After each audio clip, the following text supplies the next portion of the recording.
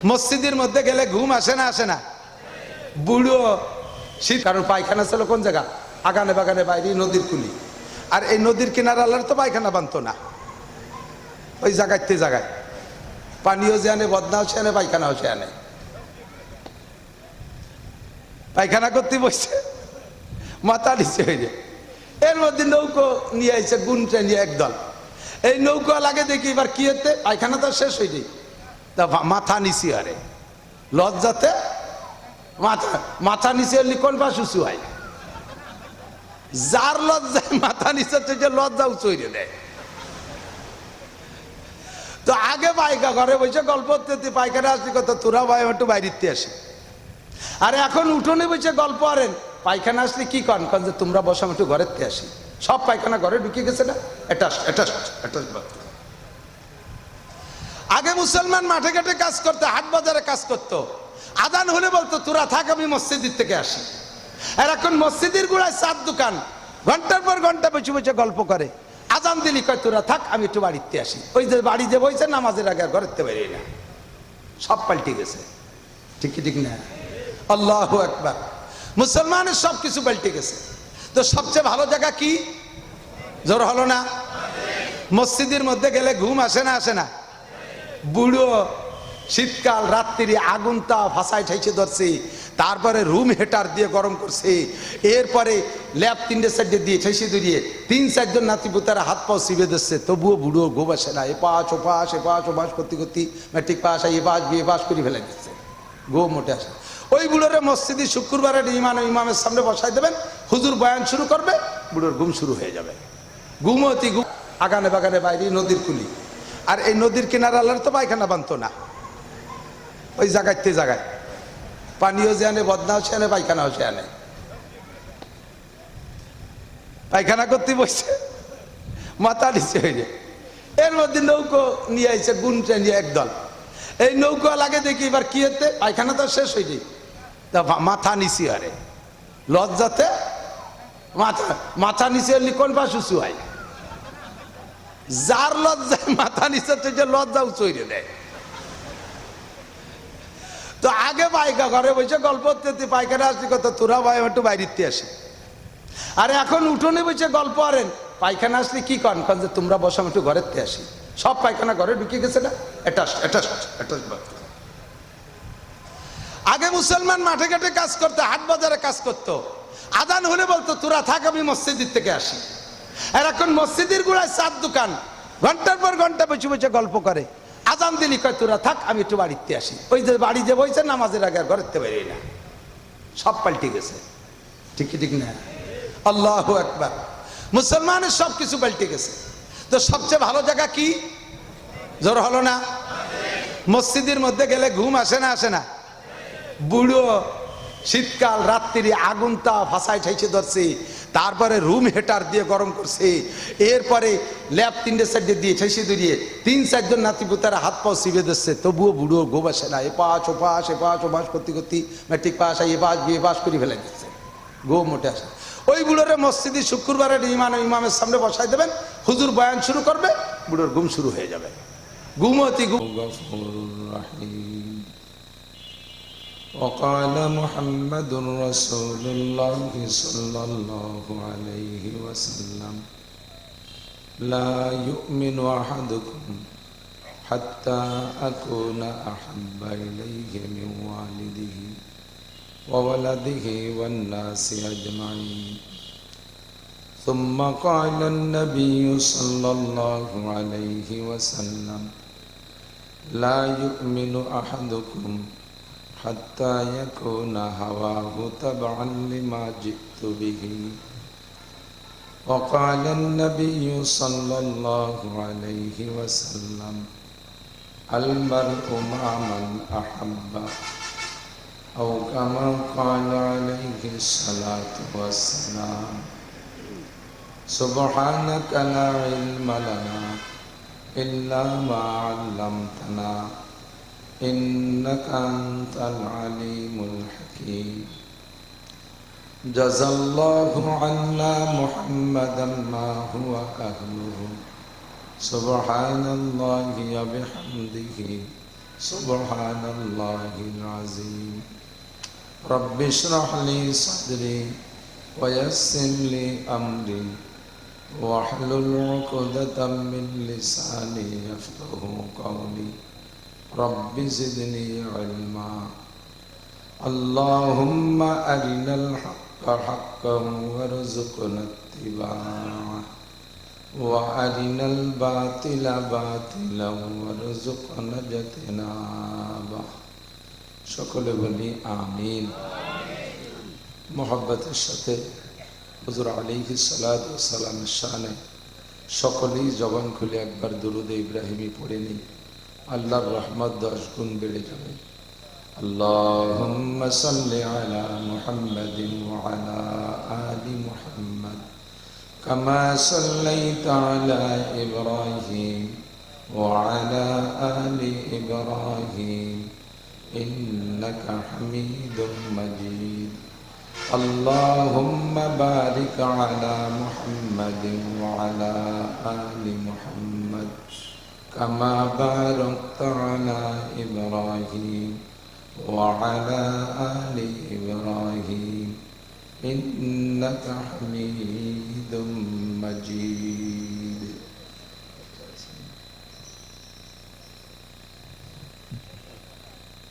ঐতিহ্যবাহী চরকালনা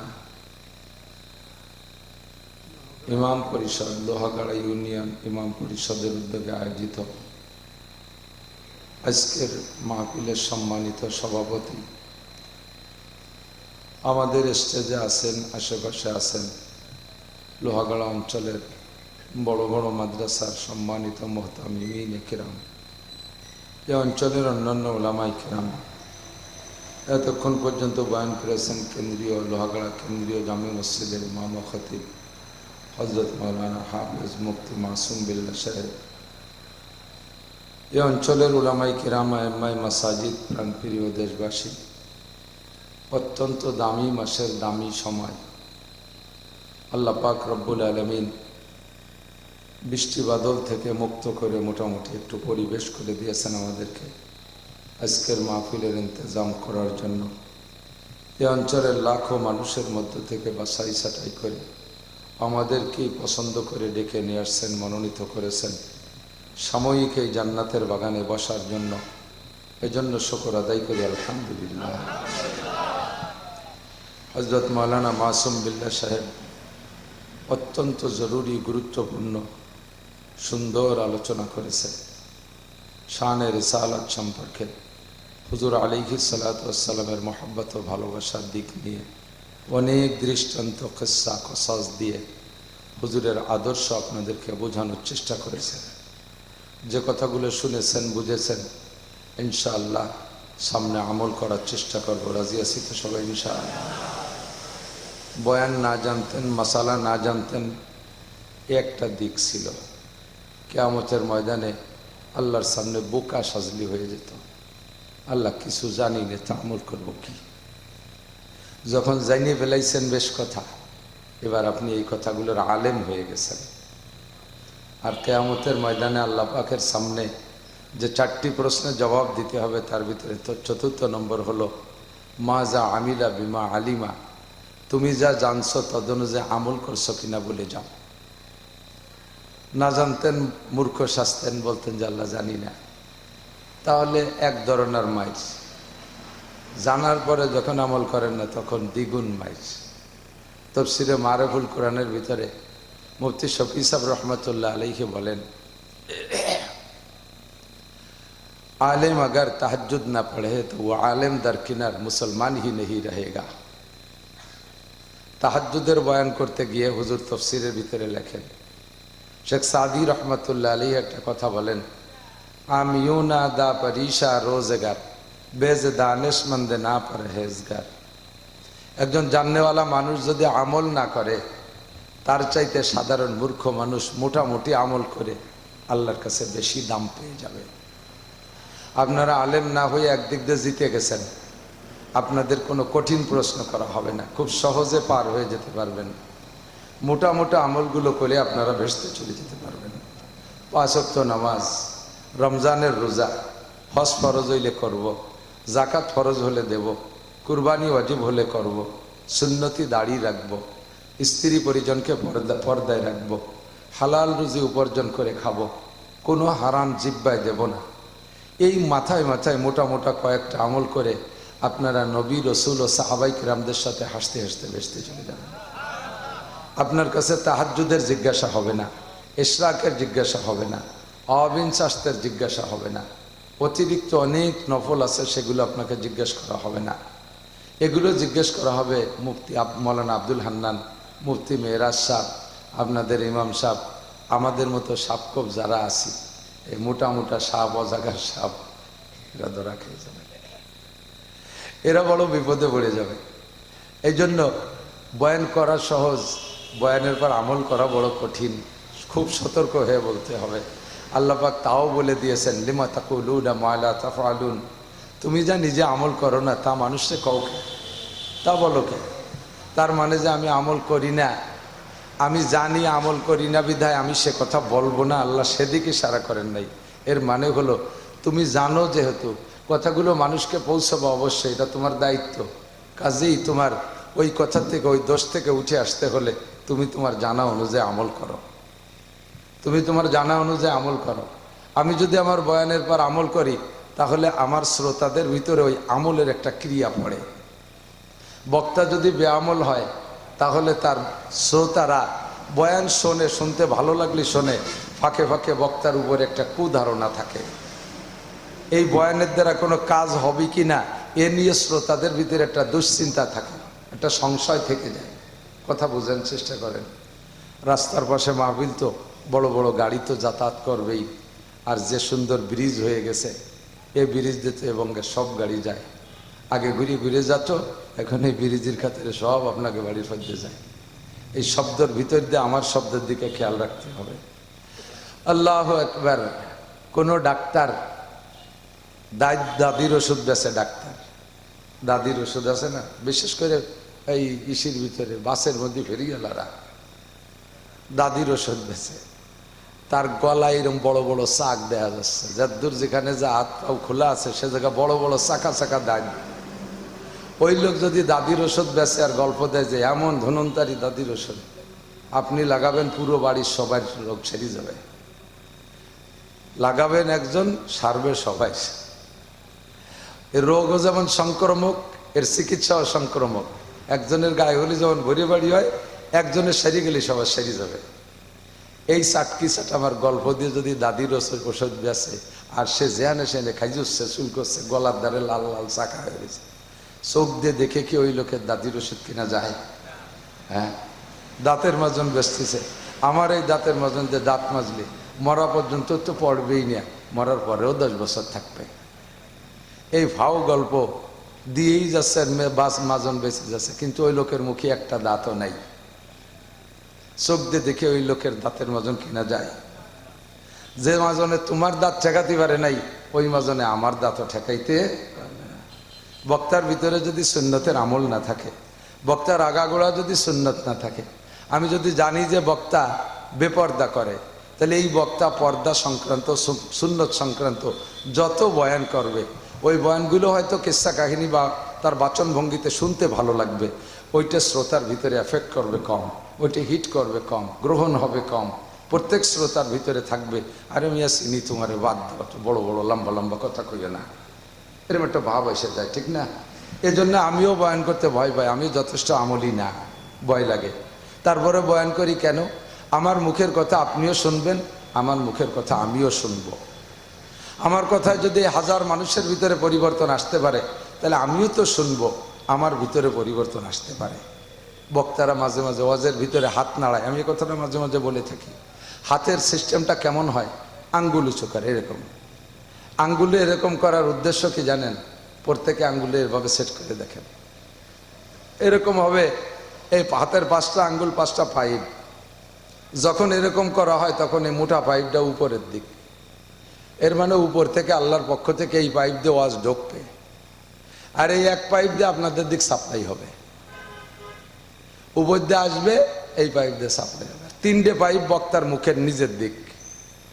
তো এক পাইপের সাপ্লাইতে যদি 1000 মানুষের পরিবর্তন আসে, 3 পাইপের সাপ্লাই বক্তার একার নিজের দিকে, কাজে আপনাদের সাথে 3 গুণ বেশি পরিবর্তন আমার মধ্যে আসবে বলে এই আশা নিয়ে আমরা কথা বলে থাকি। আল্লাহ তাআলা আমাদের সকলকে বুঝার ও আমল করা তৌফিক দান করে।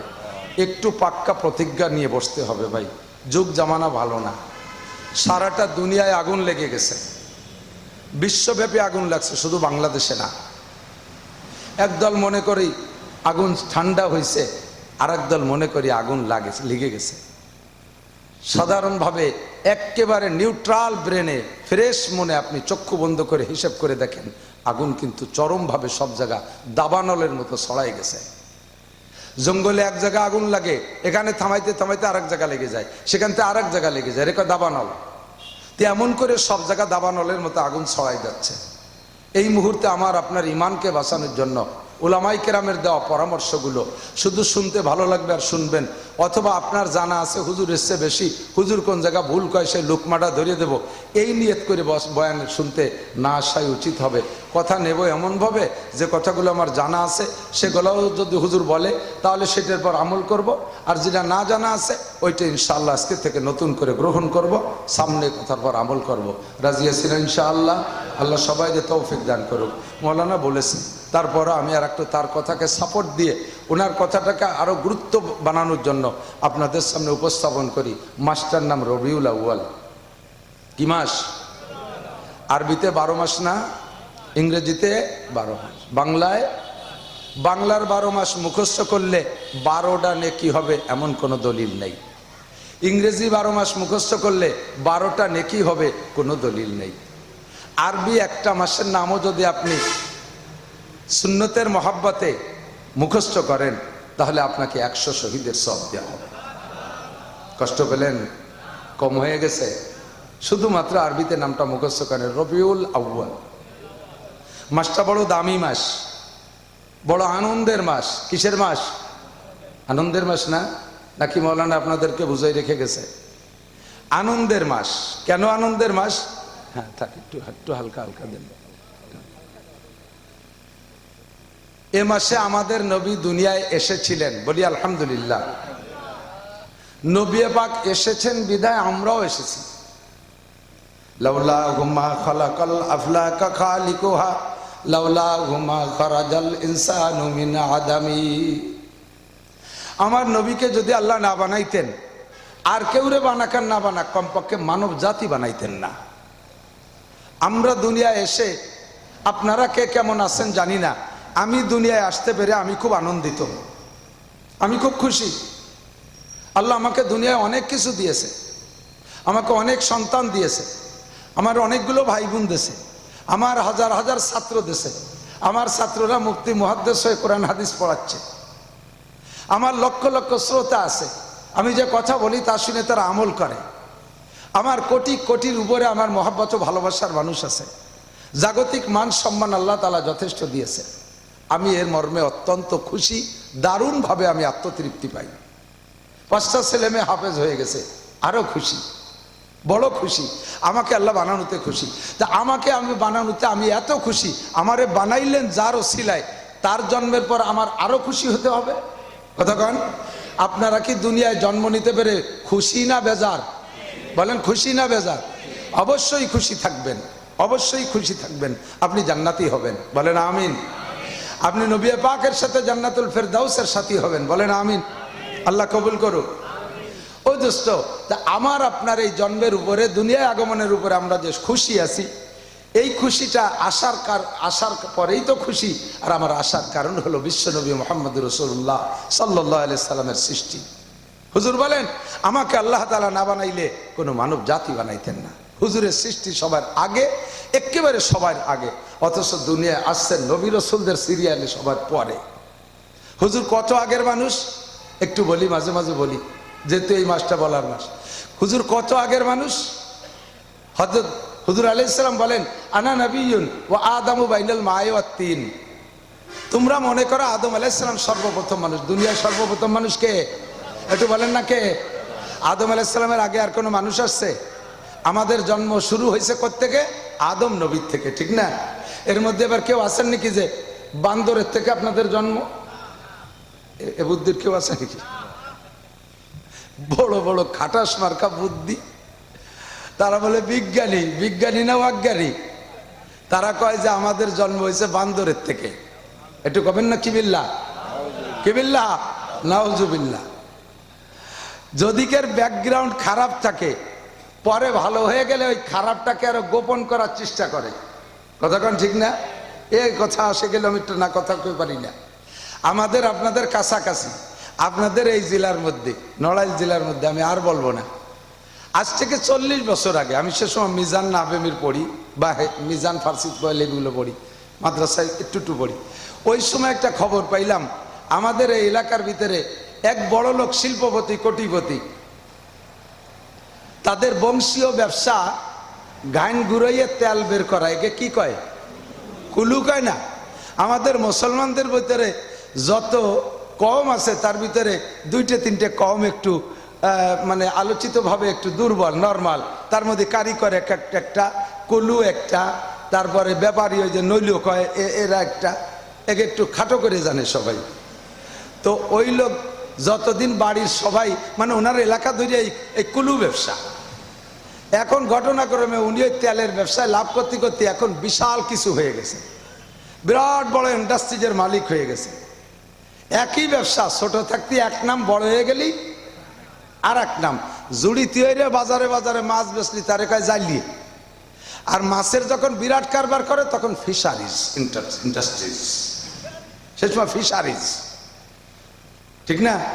পোলা বানে পড়ে গেলি কয় আষাঢ় খাইছে, বড় একজন পড়ে কয় স্লিপ করছে, ঠিক না? গরিব মানুষ পায়খানা করলি কয় আগিয়ে দিছে, আর বড় লোকে ওয়াশরুমে যায়। এ ব্যক্তির সাথে ভাষার পার্থক্য হয়ে যায়। তো ওনাদের গ্রামের সাধারণ পার্টি, তাদের নাম কুলু, আর উনি এখন অয়েল ফেসা কি কয় অয়েল ইন্ডাস্ট্রিজের মালিক। এখন ওই কুলু শব্দটা ওনার ভালো লাগে না, লজ্জা করে, নাম ধরে কয় অমক কুলু। তা আজ থেকে 40 বছর আগের খবর আমি জানি, সেই সময় উনি 3 লক্ষ টাকা দিতে চাইছে এলাকার মানুষরা, যে তোমরা 3 লক্ষ টাকা দিয়ে গরু জবাই দিয়ে খাও, আমারে কুলু কবা না। এই কুলু ব্যাকগ্রাউন্ডটা আমার ভালো লাগে না, লজ্জার ব্যাপার।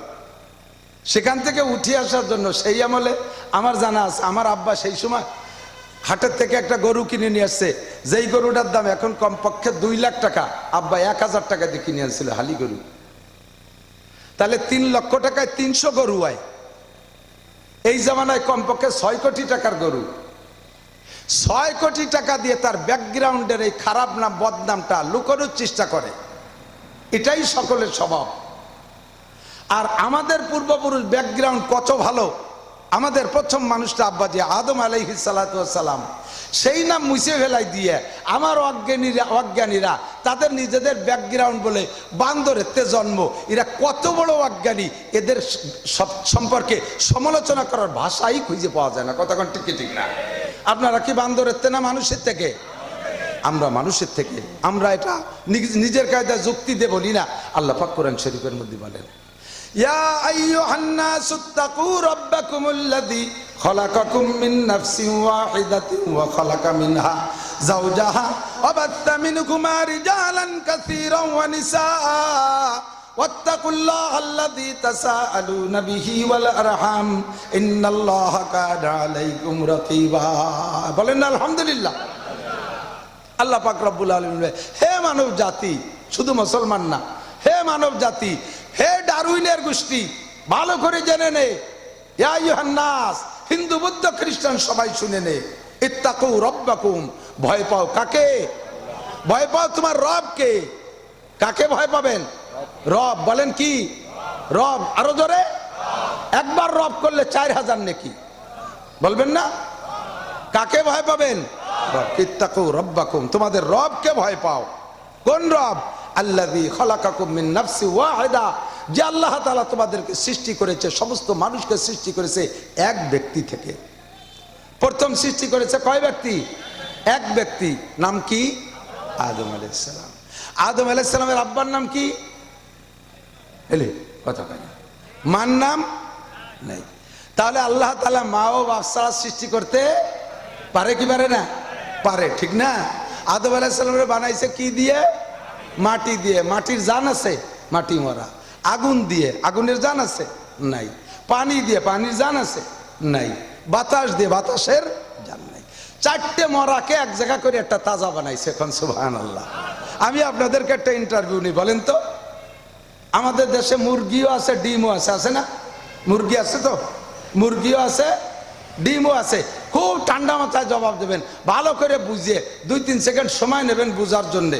আপনারা কন্দি, ডিম আগে না মুরগি আগে?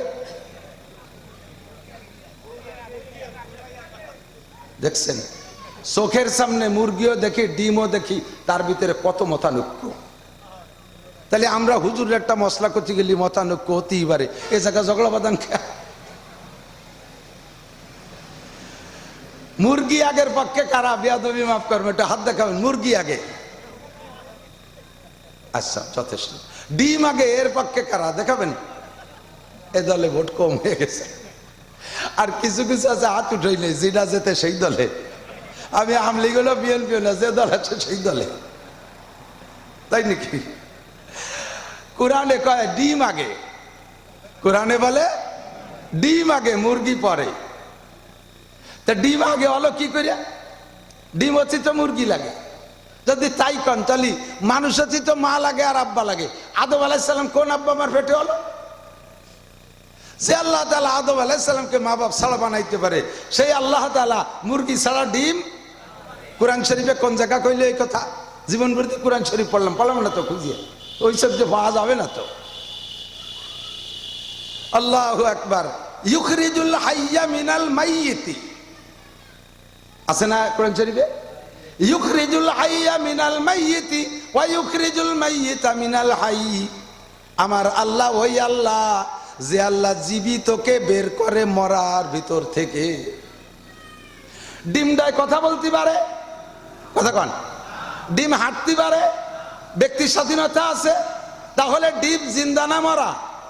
আর মুরগিতে হাঁটতে পারে, কুটকুট করে কথা বলতে পারে, ইচ্ছা মতো ঘুরে ফিরে বেড়াইতে পারে। মুরগিটা জিন্দা। আমার আল্লাহ কয় ইউখরিজুল হাইয়া মিনাল মাইয়িতি, আমি জিন্দা মুরগিরে বের করি মরার ডিমির থেকে। এরপরে কয় ওয়া ইউখরিজুল মাইয়িতা মিনাল হাই, পরবর্তীতে আবার সেই মরা ডিম রে ওই তাজা মুরগির থেকে বের করি। কাদেরে কুদরত দারি হর চিকা গিয়া কুনি, কাদেরে কুদরত দারি হর চিকা গিয়া কুনি, মুর্দারা তু জানে বকশি জিন্দারা বেজা কুনি। তুমি আল্লাহ সর্বময় ক্ষমতার মালিক, মরারে তুমি বাঁচাইতে পারো, তাজারে তুমি মারতে পারো, ফকিরে তুমি ধনী বানাইতে পারো, বাচ্চারে তুমি কয়েদি বানাই জেলখানায় ঢুকাইতে পারো। কথা বলেন ঠিক কি ঠিক না? গা গাদারা মুলকে বকশি গা সারা চু গাদা, গা গাদারা মুলকে বকশি গা সারা চু গাদা, আসবরায়ে নি মেনানে দরবদর হয় রাকুনি। নদীরে কুল ভাঙ্গে ও কুল গড়ে, এই তো নদীর খেলা। সকালবেলা ধনী রে তুই, ফকির সন্ধ্যাবেলা। সর্বময় ক্ষমতার মালিক, জোরে বলেন কে? জবান খুলে একবার আল্লাহ বললে, আমার আল্লাহ এমন আল্লাহ, যেই আল্লাহর নাম তর্জমা বোঝা লাগবে না, যেই আল্লাহর কিচ্ছু বোঝা লাগবে না। মোহাব্বতের সাথে একবার আল্লাহ বললে, আমার আল্লাহ সঙ্গে সঙ্গে 4000 নেকি দান করিয়া দেয়। আল্লাহু আকবার। সব ক্ষমতার মালিক কে? আমার আল্লাহ সর্বপ্রথম আদম আলাইহিস সালামকে বানাই কয় মিন নাফসিন ওয়াহিদা। এবার আদমকে বানাইয়া ওয়া খালাকা যাওজাহা মিনহা। এদিক খেয়াল করতেছেন? জায়গা মতো চলে যাব ইনশাআল্লাহ। আদমকে সর্বপ্রথম বানাইছে, শুধু আদম দিয়েই আল্লাহ তাআলা মানব প্রোডাকশন জারি রাখতে পারতেন। শুধু আদম, পুরুষের থেকে খালি পুরুষ হবে, মহিলা হবে না। প্রথম যেহেতু বানাইছে পুরুষ, আল্লাহ এ সিস্টেম করলে করতে পারতেন কি না? পুরুষের বডির ভিতরে একটা জায়গা তৈরি করে দিতেন, তার ভিতরে সময় মতো 3-4 বছর পর পর একটা মানুষ আল্লাহ বানাই কইতো, সেন লাগাই দিত, যে ওই সেনটা দিয়ে খুলে তোমার ছেলেটারে বের করে ফেলাম। এ দিলি আল্লাহ কায়দা করে দিতে পারতেন, কিন্তু তা না বানাইয়া অখালাকা মিনহা যাওজাহা, আদম আলাইহিস সালামের স্ত্রীকে আদমের থেকেই বানাইছে। আদমকে বানাইলেন দুনিয়ার সব জায়গার মাটির উপরে চামড়া উঠই নিয়া। চামড়ারে আরবিতে কয় আদিম, মিন আদিমিল আরদ, পুরো জমিন যতটুকু পর্যন্ত জমিন হবে কিয়ামত পর্যন্ত আল্লাহর জানা আছে সম্পূর্ণ জমিনের থেকে চামড়া তুলে নিয়ে তাই দিয়ে আদম বানাইছে বিদায় আদিম থেকে আদম, আদম মানে চামড়া, আল্লাহ তাআলা মাটির চামড়া দিয়ে বানাইছে। তাই মাটি যেটুক আদমকে বানাইতে নেছেন এরপরে আরো মাটি ছিল না, তো সেই মাটি থাকতে আল্লাহ অন্য মাটি দিয়ে না বানাইয়া হাওয়া আলাইহিস সালামকে বানাইছে তার বাম পাজরের হাড্ডি বের করে। এই পেটের এই দুই পাশে হাড় আছে না, ছটা রিক্সার ছটার মতো রইল, এই গুনে তো দেন না, যারা মোটা থাকে তো হাতে পাবে না, আমাকে মতো সুন্দর মানুষ এক একখান হইলে গুনি হলতে। এই পাশে যে কখান আছে এই বাম পাশে একখান কম আছে, ওই কম খান খুলে নিয়ে আপনার স্ত্রীকে বানাইছে, যার যার স্ত্রীকে তার তার এক ওই পাজরে হাড্ডি বানাইছে। কয় যে কেরকের দি বউ সাড্ডি ভাসটা ওই একখান ভাঙ্গিয়ে তার সাড্ডি ভাসটা বানাইছে, অসুবিধা কি? তো এই জায়গাতে নিয়ে বানালো কে? আল্লাহ আলাদা মাটিতে বানাইতে পারতো, আলাদা মাটি দিয়ে বানাইলে এই ভালোবাসাটা হইতো না। নিজের অঙ্গের সাথে নিজের যে সম্পর্ক আর ভালোবাসা, এটা আর একজনের অঙ্গের সাথে সেই ভালোবাসা হয় না। এই জন্যই এই পাজরের হাড় খুলে নিয়ে বানাইছে যে তোমার পাজরের হাড্ডির পর তোমার যে ভালোবাসা, যাতে তোমার স্ত্রীর সাথে তোমার সেই ভালোবাসাটা হয়। স্ত্রী বড় মহব্বতের, স্ত্রী বড় ভালোবাসার, কথা বলেন ঠিক কি ঠিক না? আপনাদের কার কেমন ভালোবাসা আছে তা জানি না। অনেকে আছে যাইয়ে মুখের মধ্যে গামছা ভরিয়ে দিয়ে দরজা আটকাই দিয়ে আইলিও লাঠি দিয়ে একেবারে আউও লাখের অজিফা পালন করে আর কয় আব্বা কলিও ছাড়বো না নে, চিনিস তোরে বাবারে তো চিনিস নিয়ে। আস্তাগফিরুল্লাহ। বৌদিও বাড়ির এলাকা তুই আমার ধর্মের বাপ মাফ কর। স্ত্রীকে এভাবে গোবাড়ি অনুবাড়িবেন, এগুলো মানবতার কাজ না। মহব্বত সে আপনার অঙ্গের একটা, আপনার শরীরে একটা অঙ্গ। স্ত্রীরা বাড়ি দেওয়ার আগে আপনি একটা লাঠি দিয়ে আপনার হাতে একটা বাড়ি দিয়েন, স্ত্রীরা ফিটানোর আগে আপনার পাজরে আপনি একটা ফিটেন দিয়ে দেখেন, তা তো দেন না করে দিন। তা যারে মারতেছেন সে তো আপনার পাজরের হাড্ডিরে মারতেছেন। এরপরে দুইজন সৃষ্টি হয়ে গেল, অধিকার যাব না, কথা বাড়িয়ে দেবেন। দুইজনকে বানানোর পরে ওয়াখালাকা মিনহা যাওজাহা ওয়াবাসসা মিনহুমা রিজালান কাসীরা ওয়া নিসা, এরপরে অসংখ্য নারী আর পুরুষ বানাইছে। এই দুইজনের থেকে কত কোটি চলে গেছে তারও হিসাব নাই। বর্তমানেও জেনুইন হিসাব কেউ দিতে পারবে না, আর ভবিষ্যতে কত হবে জানি না। আর এই সব মানুষের সৃষ্টির রহস্য হলো, সূচনা হলো ওই দুইজন মানুষ, ঠিক কি ঠিক না? আব্বাজি আদম আলাইহিস সালাম, মা হাওয়া আলাইহিস সালাম। তাহলে এই দুইজনের আগে নবীও তো মানুষ। আমাদের নবী কি? এ কথা বলেন, নবী কি? নবীও মাটির তৈরি মানুষ। কিন করেন, ভালো করে বুঝে নেন, নবীও মাটির তৈরি মানুষ। কথা বলেন, বলেন আলহামদুলিল্লাহ। এ কথা না বলে যদি বলি নবী নূর আলাদা, তাহলে আমাদের ওজন শক্তি আমাদের টাইনিটুনি সাথে রাখতে হবে। এখন তো গোপালগঞ্জের বাইরে বেরোনোর পরে অন্য জেলায় গেলি আর আমার খালি ভয়ের জ্বালা, আমার নামের সাথে গোপালগঞ্জটা না কয়, কিটা কইতে কি রয়েছে তা আল্লাহ জানে। মোসাদের তো অভাব নাই, ইসরায়েলের গোয়েন্দা সংস্থার নাম হলো মোসাদ। সব জায়গা মোসাদ আছে, এ জায়গাও মোসাদ আছে। 2 দিন আগে আমার এই জায়গার এক মোসাদ কিরা যেন ফোন দিয়ে কয় হুজুর সরকার না মাহফিল হবে না, আপনি আইছেন না। সাথে সাথে ইমাম সাহেব ফোন দিয়েছে, মানে অল্প একটু পরে, সে জানে না যে এই খবর। তারপরে আমি বললাম যে মাহফিল বলে হবে না, কয় যে মাহফিলের প্যান্ডেল আমি বানাচ্ছি, আর কিরা কয় হবে না। আল্লাহু আকবার। এই যে যাই ঝামেলা আমাদের পরাজয়ের আগে 15, 15.5, 16 বছর পর্যন্ত আমরা যে কোনো ভাবে গোপালগঞ্জ শব্দটা নামের সাথে লাগাইতে পারলে খুব ক্রেডিট জাহির করতাম। মাননীয় তৎকালীন প্রধানমন্ত্রী, আমি আবার আমার স্বভাবটা বলি, এটা কেউ সমালোচনা করলে আমি এর থেকে উঠে আসতে পারবো না। যে যেমন ব্যক্তি এখন হোক আর তখন হোক, সম্মানী ব্যক্তিকে সম্মানের সাথে তার নাম উচ্চারণ করা উচিত। কথা বলেন। আজকে আপনার প্রতিপক্ষ হেরে গেছে বিদায় তাদের নামটা অকথ্য ভাষায় গালাগালির সাথে ব্যঙ্গস্থলে উচ্চারণ করবেন। আবার আপনি একদিন হেরে যেতে পারেন, সেদিন আপনার পরনের কাপড় খুলে ফেলে দেবে। আনজিলিন্নাসা মানাজিলাহুম, মানুষকে সম্মানের সাথে তার নাম উচ্চারণ করা উচিত। সেই হিসেবে আমি বলতে বাধ্য, তৎকালীন মাননীয় প্রধানমন্ত্রী, তাকে আমরা গোপালগঞ্জে বলে পরিচয় দেই।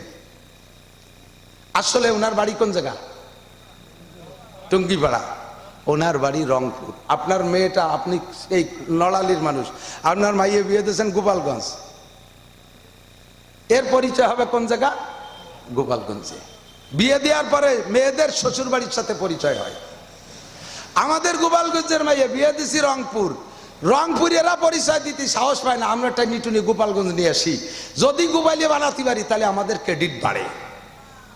জাগতিক সম্মানের দিক দিয়ে এই জিনিসটা ভালো বুঝিয়ে, এগুলো আমরা খুব ভালো বুঝি, এর আমলের মধ্যে ত্রুটি নাই। রংপুরে বউরে আমরা গোপালগঞ্জে মাইয়ে বানাইয়া সেই জায়গা গোপালে সাব্যস্ত করার চেষ্টা করি, এর স্বার্থটা ভালো বুঝি। বিশ্বনবী মুহাম্মদুর রাসূলুল্লাহ সাল্লাল্লাহু আলাইহি সাল্লামকে যদি নূর বলি তাহলে ওই ফেরেশতার দিকে চলে যাবে, নইলে আল্লাহর দিকে চলে যাবে। আর আল্লাহর দিকে নিয়ে এত জায়েজই নাই, আল্লাহর সাথে কোনো শরীক নাই, লা শারীকা লাহু, আল্লাহর কোনো শরীক নাই, সেদিকে নেওয়াই যাবে না, তাহলে মুশরিক হয়ে যাবেন।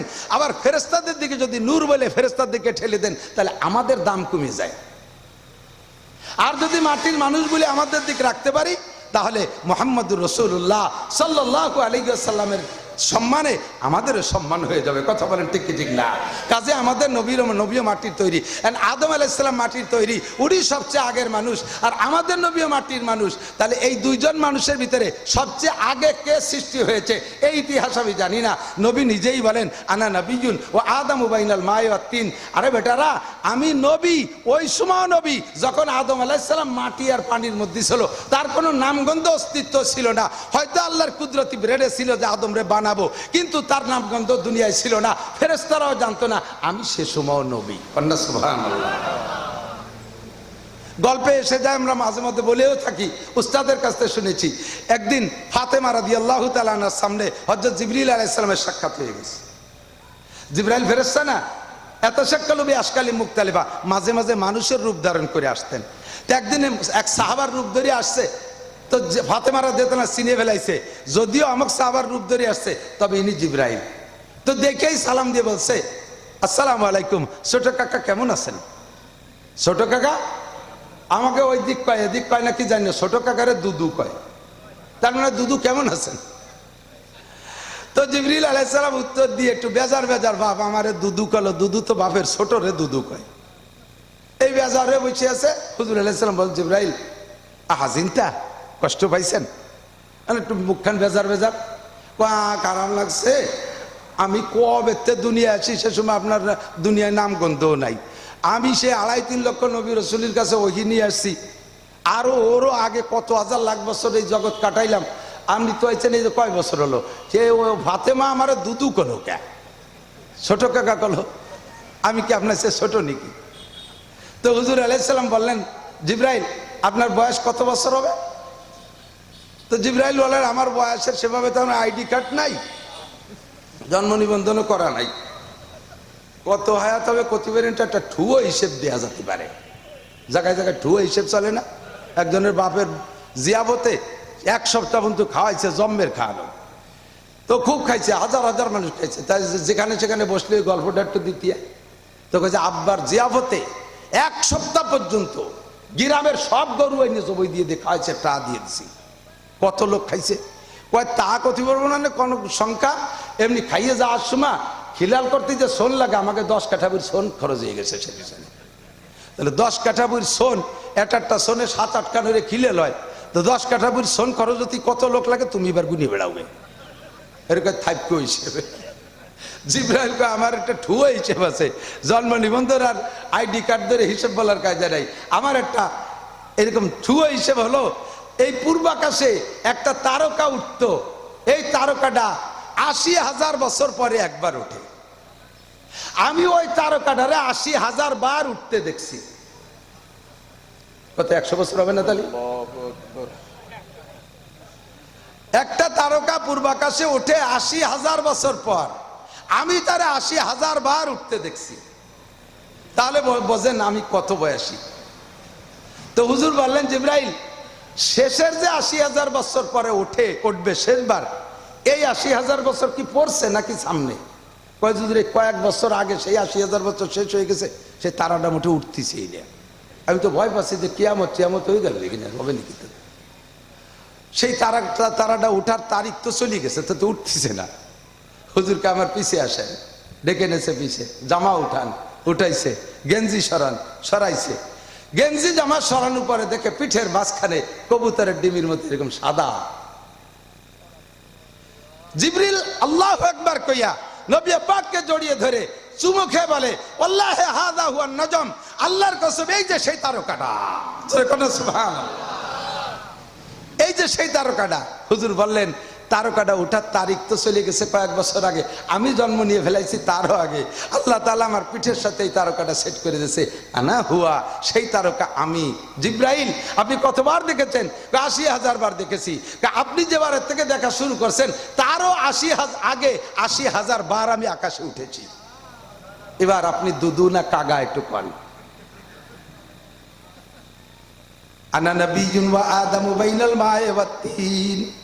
হুজুর বলেন আমি নবী সে সময় যখন আদম আলাইহিস সালাম মাটি আর পানির ভিতরে এসেছে, সবার পরে, সৃষ্টি সকলের আগে। বলেন আলহামদুলিল্লাহ। হুজুর বলেন আমাকে আল্লাহ পাক রব্বুল আলামিন রহমাতাল লিল আলামিন, শুধু মুসলমানের জন্য রহমত না, শুধু মুমিনের জন্য রহমত না, রহমাতাল লিল আলামিন আমার আগমনের উসিলায় আল্লাহ পাক গোটা সৃষ্টির উপরে রহমত নাজিল করেছেন। জোরে কন্যা সুবহানাল্লাহ। ও দোস্তরে, মুসলমানের জন্য রহমত, আমার নবী হিন্দুদেরও নবী, খ্রিস্টানেরও নবী, কাফেরেরও নবী, মুশরিকেরও নবী, মানব জাতির নবী, জিন জাতির নবী, ফেরেশতাদের নবী, গোটা মখলুকাতের নবী। ফামান শাআ ফালইউমিন ওয়া মান শাআ ফালইয়াকফুর, যার মনে চায় মানো নবীর সাথী হয়ে যাও, ওয়া মান শাআ ফালইয়াকফুর, যার মনে চায় না মানো না, বেঈমান হয়ে যাও। সময় মতো বিচার হবে, ধরা যেদিন পড়বে সেই দিন বুঝবা, ওদিন বুঝে কোনো কাম হবে না। নবী আলাইহিস সালাম ভুল ভেঙ্গে দিয়ে দিকটা খান, ধারাবাহিকভাবে বয়ান করার মিজাজ গেছে নষ্ট হইয়া।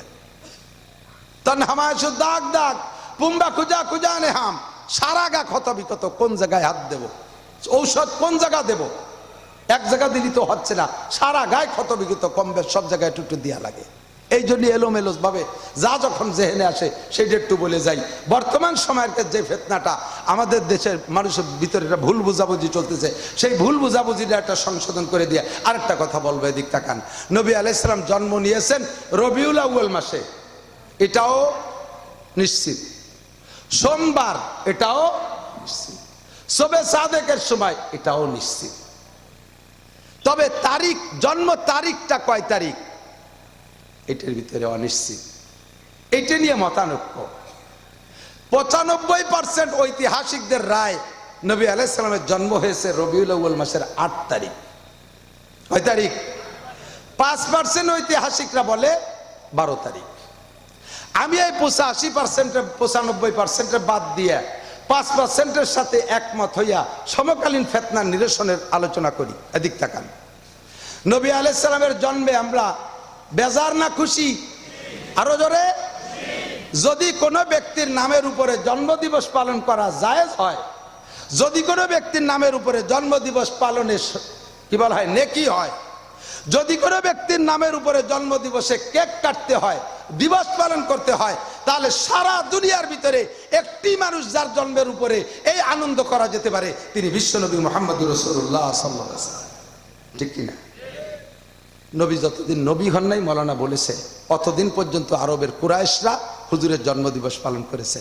সে সময় দুনিয়ায় একজনও মুসলমান নাই, সব কাফেররা সবচাইতে বেশি জন্মদিবস পালন করেছে, যে তার নাম আবু লাহাব, হুজুরের অত্যন্ত মহব্বতের চাচা, আর সবচেয়ে বড় শত্রু, সবচেয়ে বড় বাঘা বাঘা ৫ জন শত্রু, ৫ জনের ভিতরে একজন আবু জাহেল, আবু লাহাব, উতবা, সাইবা, ওলীদ ইবনে মুগিরা, এই ৫টা আন্তর্জাতিক খ্যাতি সম্পন্ন বিখ্যাত শত্রু হুজুর আলাইহিস সালামের। তার ভিতরে আবু লাহাব ২ নাম্বার। এইটা ৪০ বছর নবী পাকের শ্রেষ্ঠ বন্ধু, আপন চাচা। এই চাচা হুজুরকে নিয়ে জন্মদিবস পালন করত, প্রত্যেক সোমবারে স্বর্ণের পেয়ালায় বাতি জ্বালাইতো, এত মোহাব্বত। ৪০ বছরের পরে যখন নবী নবুয়তি পেয়েছেন, আর আবু জাহেলরে কলেমা, আবু লাহাবরে কলেমার দাওয়াত দিয়েছে, সেই দিন থেকে সেই সমস্ত জন্মদিবস পালন, কেক কাটাকাটি, স্বর্ণের বেলায় বাতি জ্বালাজালি বাদ, নবীর ১ বস্তা গালি দিয়ে তাব্বান লাকা ইয়া খাসিস আলী হাজা দাওতানা, কপাল পোড়া ধ্বংস হয়ে যা, এজন্য আমাদেরকে ডেকে নিয়ে আসছিস, এই কয়ে গালি দিয়ে উঠে চলে গেছে। আর শত্রুতা শুরু করছে, সর্বশ্রেষ্ঠ শত্রুতাই করছে। আল্লাহ তাআলা জগতে যত মানুষকে অপমানজনক মৃত্যু দিয়েছে, তার মধ্যে ১ নম্বর অপমানজনক মৃত্যু দিয়েছে এই আবু লাহাবকে। এমন মরণ হয়েছে, পয়সিয়ে গন্ধ হয়ে গেছে, প্লেগ রোগ দিয়া, তার আপনজন কেউ কাছে ছিল না। সরকারি ডোম দিয়ে তাদেরকে টাকা দিয়ে ঠ্যাঙে দড়ি বাঁধিয়ে হেসরাইটা নিয়ে বালুর মধ্যে গর্তটা খুঁচিয়ে একেবারে চাপা মাটি দিয়ে থুয়ে দিছে। এমন জঘন্য মরণ হয়েছে আবুল আহাবের। এই আবুল আহাব নবীর 40 বছর জন্মদিবস পালন করছে। নবী কলেমা দাওয়াত দেওয়ার পরে, নবুয়তি পাওয়ার পরে একজন সাহাবাও 23 বছরের ভিতরে আল্লাহ নবীর জন্মদিবস পালন করে নাই, ঈদে মিলাদুন নবী করেন নাই। তারিখের যেটাই হোক না কেন, বার তো সোমবার, একটা সোমবার টার্গেট করলে করতে পারতেন, কোনো সাহাবা করেন নাই। এবার ধরে নেন আমরা করলাম, নবীর জন্মদিবস পালন করলাম 63 বছর। কত বছর? 63 বছর। 63 বছরের মাথায় যাইয়া জাস্ট রবিউল আউয়াল মাসের 12 তারিখ সবে সাদেকের সময় নবী পাকের ইন্তেকাল হয়েছে। নবী পাকের জন্মে আমরা যে পরিমাণ সন্তুষ্ট আর খুশি, নবীর ইন্তেকালে তার চাইতে বেশি শোকাক্রান্ত। কতক্ষণ ঠিক না? তার চেয়ে বেশি শোকাক্রান্ত না? তো রবিউল আউয়ালের 12 তারিখে নবীর জন্ম নিয়ে সন্দেহ, কিন্তু 12 তারিখে ইন্তেকালের মধ্যে কোনো সন্দেহ নাই। সেই তারিখটায় আমার দায়িত্ব ছিল শোক পালন করা, তা না করে সেই তারিখটাকে আমরা ঈদ বানাই নিছি, আনন্দের দিন বানাই নিছি, ঈদে মিলাদুন নবী বানাই। ফেরেশতারা যে নবী পাকের কাছে সংবাদ পৌঁছায়, হে নবী আপনার মৃত্যুতে দেখেন আপনার বাঙালি উম্মত কি খুশি, সেই দিন তারা আনন্দ করতেছে, তারা ঈদ করতেছে। নবী পাকের সুপারিশ কপালে জুটবে না।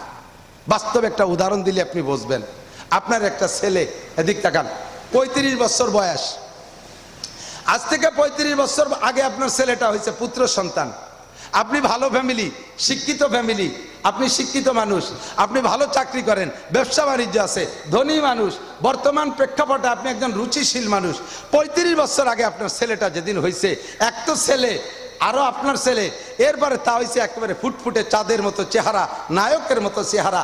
খুশিতে সেই দিন থেকে নিয়ে আপনি একটা বছরও মিস করেন না। প্রত্যেক বছর জানুয়ারি মাসের 1 তারিখ ছেলে জন্ম নিয়েছে, 1 জানুয়ারি আপনি ছেলের উপলক্ষে জন্মদিবস পালন করেন আর কেক কাটেন আর আনন্দ করেন। এইভাবে 35 বছর। ছেলেটা বিসিএস পাস করছে, সরকারি গেজেটেড অফিসার হয়েছে, সে একজন সাব জজ। হঠাৎ করে 35 বছর বয়সে, 35 বছর পার হওয়ার পরে 1 জানুয়ারি ছেলেটা স্ট্রোক করে মারা গেছে। জন্ম হয়েছে 35 বছর আগে 1 জানুয়ারি। এই 35 বছর জন্ম দিবসে কেক কাটছেন, আনন্দ করছেন। 35 বছরের মাথায় যাইয়া আপনার সেই রাজপুত্রটা 1 জানুয়ারি ইন্তেকাল করছে। এর ইন্তেকালের বছরের পরের থেকে ওই 1 জানুয়ারি কি আপনি আনন্দের জন্ম দিবসের কেক কাটবেন, না তার মৃত্যু দিবসের শোক করবেন?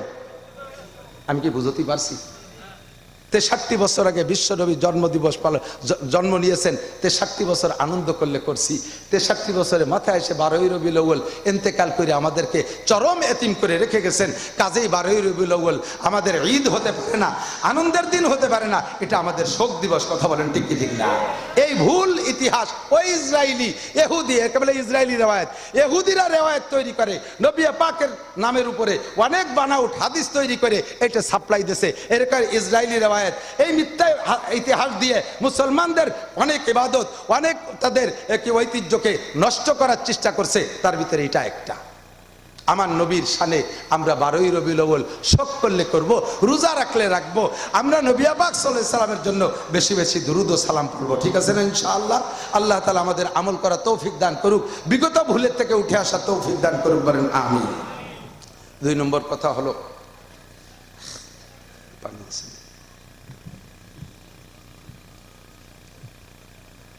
আল্লাহ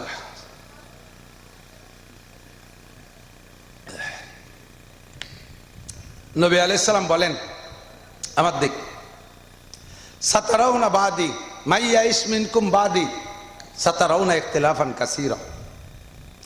ও আমার সাহাবায়ে কেরাম, আমি যতদিন আছি এই যুগটার নাম স্বর্ণযুগ। কি যুগ? হুজুরের জামানাটা কি জামানা?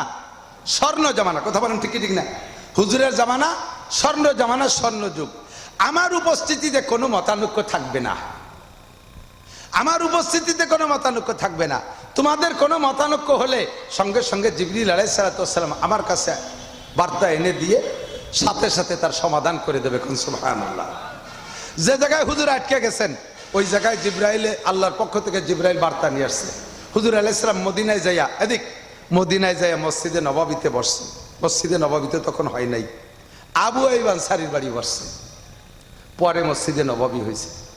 আবু আইয়ুব আনসারী বাড়িতে বসলে হুজুরের দাওয়াত পাইয়া আগের থেকে মাদানীরা যারা মুসলমান হয়েছিল তারা তো পাশে ব্যান ব্যান করতেছে, বহুত কাফেররা আইসা দেখতে আসছে এক নজর, এই লোকটা আসলে মুসলমানদের এরকম কুরবানি হয়ে যায়, এত ফেদা এত যত্ন করতেছে, দেখি আসি লোকটা কেমন, যদি তার হাল ভালো হয় তাহলে তার কথা শুনবো। এর ভিতরে আব্দুল্লাহ ইবনে সালাম রাদিয়াল্লাহু তাআলা আনহু, উনি মদিনায়, উনি ইহুদি, ইহুদিদের বড় আলেম আব্দুল্লাহ ইবনে সালাম। আব্দুল্লাহ ইবনে সালাম তৌরাতের আলেম ছিলেন। এই তৌরাত পড়ে পড়ে আখিরি নবীর যত আলামত সব সে মুখস্থ করছে, অপেক্ষায় আছে যে শেষ নবী আসবে, কিন্তু ডেট তারিখ তো আর তৌরাতের মধ্যে নাই। এমনি যে আলামত বলছে সে আলামতে পিরায় মিশে গেছে যে এই সময় আসলে আসতে পারে। ইতিমধ্যে হুজুর মক্কায় আবির্ভাব, কিন্তু আব্দুল্লাহ ইবনে সালামের জানা আছে ওই নবী যদি শেষ নবী হয়, উনি যদি সত্য নবী হয় যিনি মক্কায় আসছেন দাবি করছে, তাহলে তৌরাতে লিখছে উনি মক্কায় থাকতে পারবে 13 বছর নবুয়তি পাওয়ার পরে, বাকি 10 বছর মদিনায় থাকতে হবে, ওনার হিজরত করতে হবে, এটা তৌরাতে লেখা আছে। আব্দুল্লাহ ইবনে সালাম খবর পাইও মক্কায় যে কলেমা পড়ে নাই, উনি অপেক্ষায় আছে যদি সত্য নবী হয় তাহলে 13 বছর পর তার মদিনায় আসতেই হবে, আর মদিনায় আসলে তারপরে কলেমা পড়বো। খালি খালি 600 মাইল যাই আমি, খালি খালি বুড়ো মানুষ কষ্ট হবো কে? উনি সেই অপেক্ষায় রয়েছে। দেখতে দেখতে 13 বছর চলে গেল, হুজুর মদিনায় চলে আসছেন। আব্দুল্লাহ ইবনে সালামের ইতিহাস প্রায় খাপের খাপ মিশে যার মতো হয়ে গেছে। যখন দলে দলে লোক যাচ্ছে, এবার আব্দুল্লাহ ইবনে সালামও গেছে। উনি 3টে প্রশ্ন নিয়ে গেছে, এই 3টে প্রশ্ন আমি করব, যদি উত্তর দিতে পারে তাহলে বুঝবো নবী। এটা কোনো নবী রসুল ছাড়াই 3টে প্রশ্নের জবাব দিতে পারবে না। একটা হলো রূহ কি জিনিস, আর একটা হলো ইস্কান্দার জুলকারনাইন কে, আর একটা হলো আসহাবে কাহাফ কারা। এই 3 প্রশ্নের যদি জবাব দিতে পারে তাহলে বুঝবো যে নবী।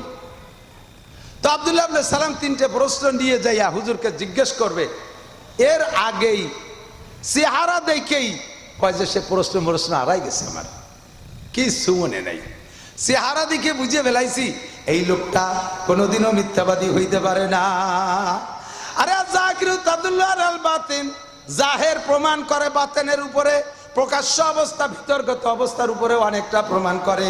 গাঁজা করে চেহারা দেখলে বোঝা যায়, কথা কন্টিকি রিং না, এবা করে চেহারা দেখলে বোঝা যায়, জিনা করে চেহারা দেখলে বোঝা যায়, চোরের চেহারা দেখলে বোঝা যায়, ডাকাতির চেহারা দেখলে বোঝা যায়, ঘুষ করে চেহারা দেখলে বোঝা যায়, সুদ করে চেহারা দেখলে বোঝা যায়, নামাজি মানুষের চেহারা দেখলে বোঝা যায়। সীমা গুমফি উজুহিহিম মিন আতারিস সুজুদ, নামাজি মানুষ যদি একেবারে কালো হয়, একেবারে বিলে ধাইপো কালো যদি হয়, তাহলে 40 দিন যদি ওই লোকটা তাকবীরে উলার সাথে জামাতে নামাজ পড়ে, আল্লাহ পাক তার সেই কালো চেহারার ভিতরে সিজদার একটা নূর চমকাইয়া দেয়। আর বেঈমান বদমায়েশ যদি একেবারে ফুটফুটে পরিষ্কার সাদাও হয়, তবুও তার কুফরি আর নাফরমানির একটা কালো মেঘাচ্ছন্ন ছায়া তার চেহারার উপরে ভেসে ওঠে। কথা বলেন ঠিক না? আমাদের দেশে কত কালো কালো নামাজি মানুষ আছে, চেহারা দেখলে পরান্ডা ঠান্ডা হয়ে যায়। ইসরায়েলের প্রেসিডেন্ট বেনিয়ামিন নেতানিয়াহু, ইসরায়েলের প্রেসিডেন্ট বেনিয়ামিন নেতানিয়াহু, ও তো একেবারে ফর্সার জ্বালায় লাল, অথচ তার চেহারার ভিতরে হিংস্র ভাব প্রমাণ করে কি করে না? ওইটা কাফের বেঈমান মুশরিক, ওর চেহারার ভিতরে বোঝা যায়। আরে ওই আমেরিকান জো বাইডেন, ও তো একেবারে ফর্সা সাদা, তার ভিতরে একটা নাফরমানি কুফরের চেহারা ভেসে ওঠে। আব্দুল্লাহ ইবনে সালাম বলে চেহারার ভিতরে বোঝা যায় লোকটা ভালো না মন্দ। ওই লোকটা চেহারা দেখা সব প্রশ্ন আমি হারাই ফেলাইছি, আর কোনো প্রশ্ন আমার নাই। আমি অনায়াসে সিদ্ধান্ত নিয়ে ফেলাইছি আমি পড়বো লা ইলাহা ইল্লাল্লাহ মুহাম্মাদুর রাসূলুল্লাহ। আল্লাহু আকবার, আল্লাহু আকবার। কয়েকদিন পরে আর এক ইহুদি আইছে, আইসা নবী পাক সাল্লাল্লাহু আলাইহি সাল্লামকে জিজ্ঞাসা করে, ইয়া মুহাম্মদ, তুমি যদি সত্য নবী হও তাহলে আমার এই প্রশ্নটার সঠিক উত্তর দিতে পারবা, আর যদি তুমি ধোঁকাবাজ হও পারবা না। তুমি যদি প্রশ্নের জবাব দিতে পারো আমি তোমাকে নবী বলে স্বীকার করব, আর যদি উত্তর না দিতে পারো তাহলে আমি সারা দেশে এই কথা ভাইরাল করে দেব, এই মুহাম্মদ একটা ধোঁকাবাজ বাটপার।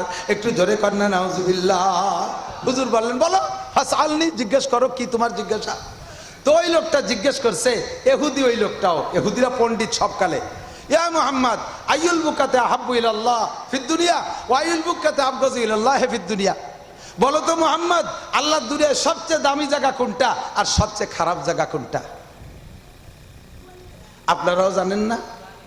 একটু কোন দি সবচেয়ে ভালো জায়গা? জোর হলো না? জানতো সবচেয়ে ভালো জায়গা চার দোকান, কালনার ঘাট।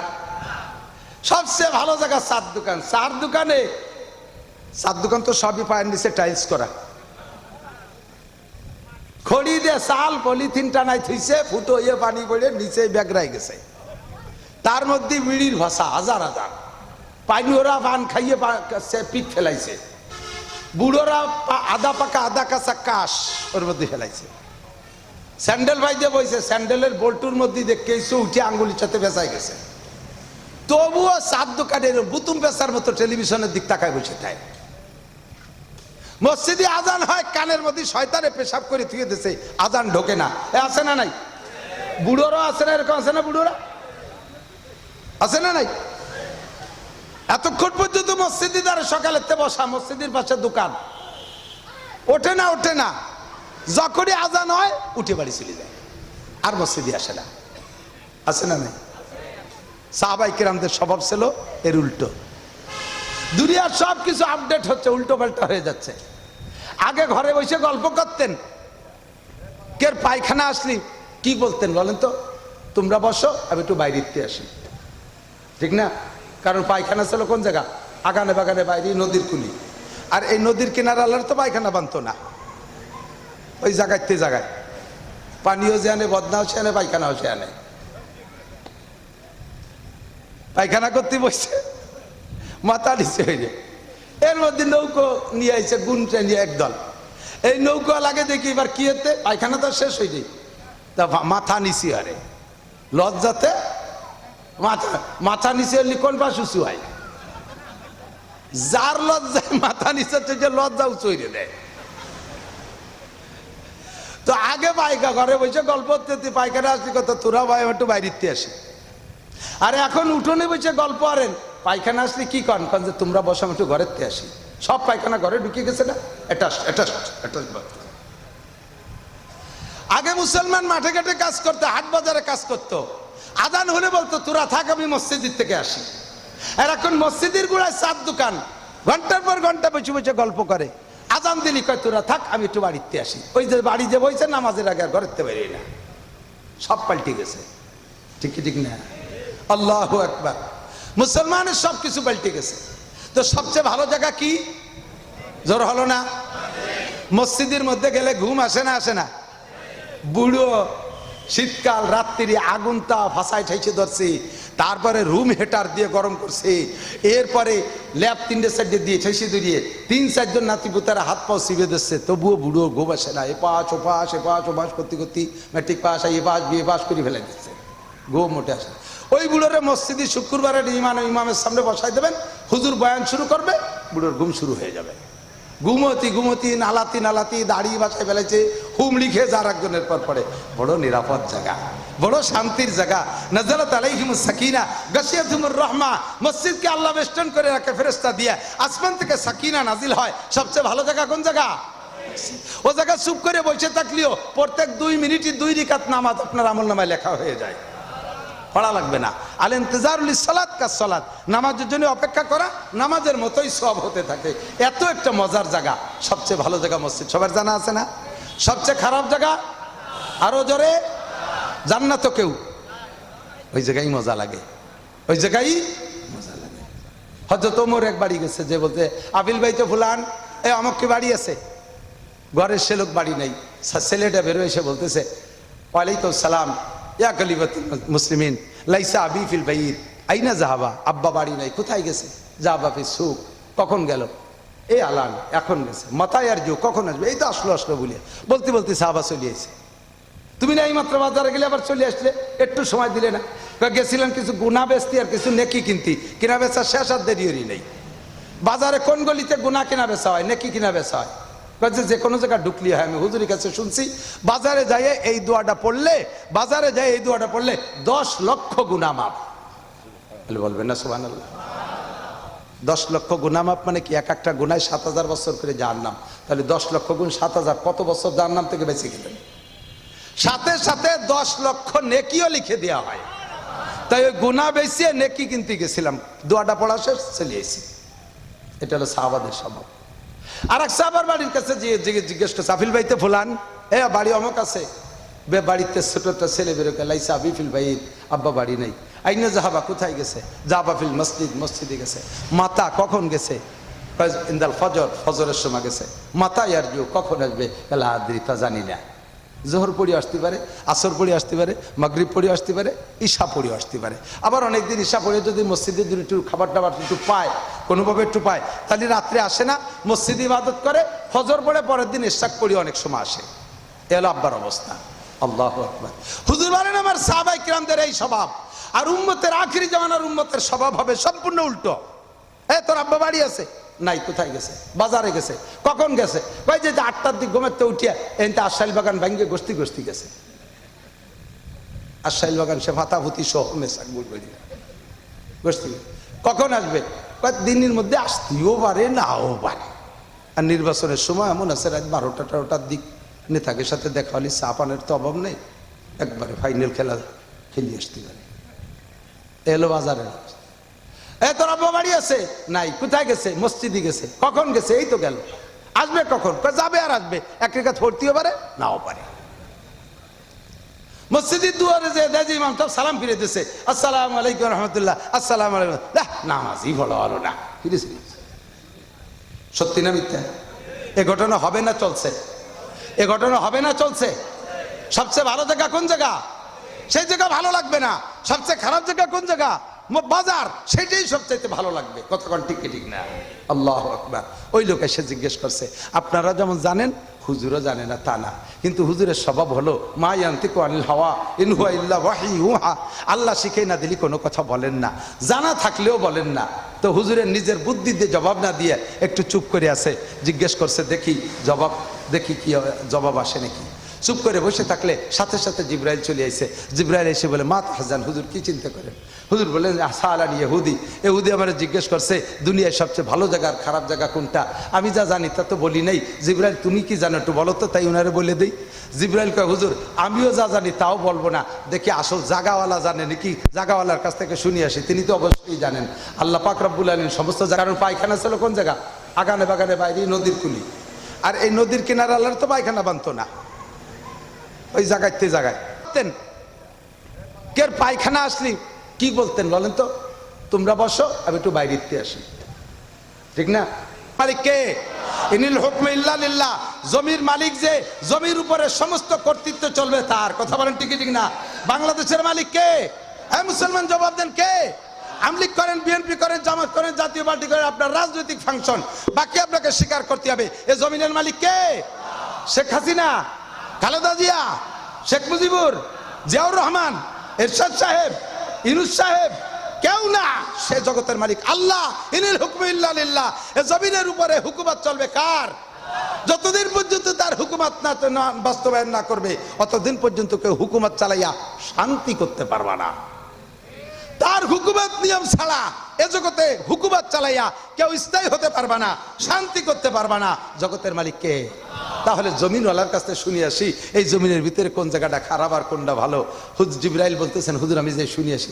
হুজুর বলেন, জিব্রাইল তুমি তো শুনতে যাবা, এদিক দিয়ে এই ইহুদি মনে করবেন যে মুহাম্মদ পারলো না, ও তো যে দেশ ভরে ছড়াই দিবে যে কি শির মুহাম্মদ।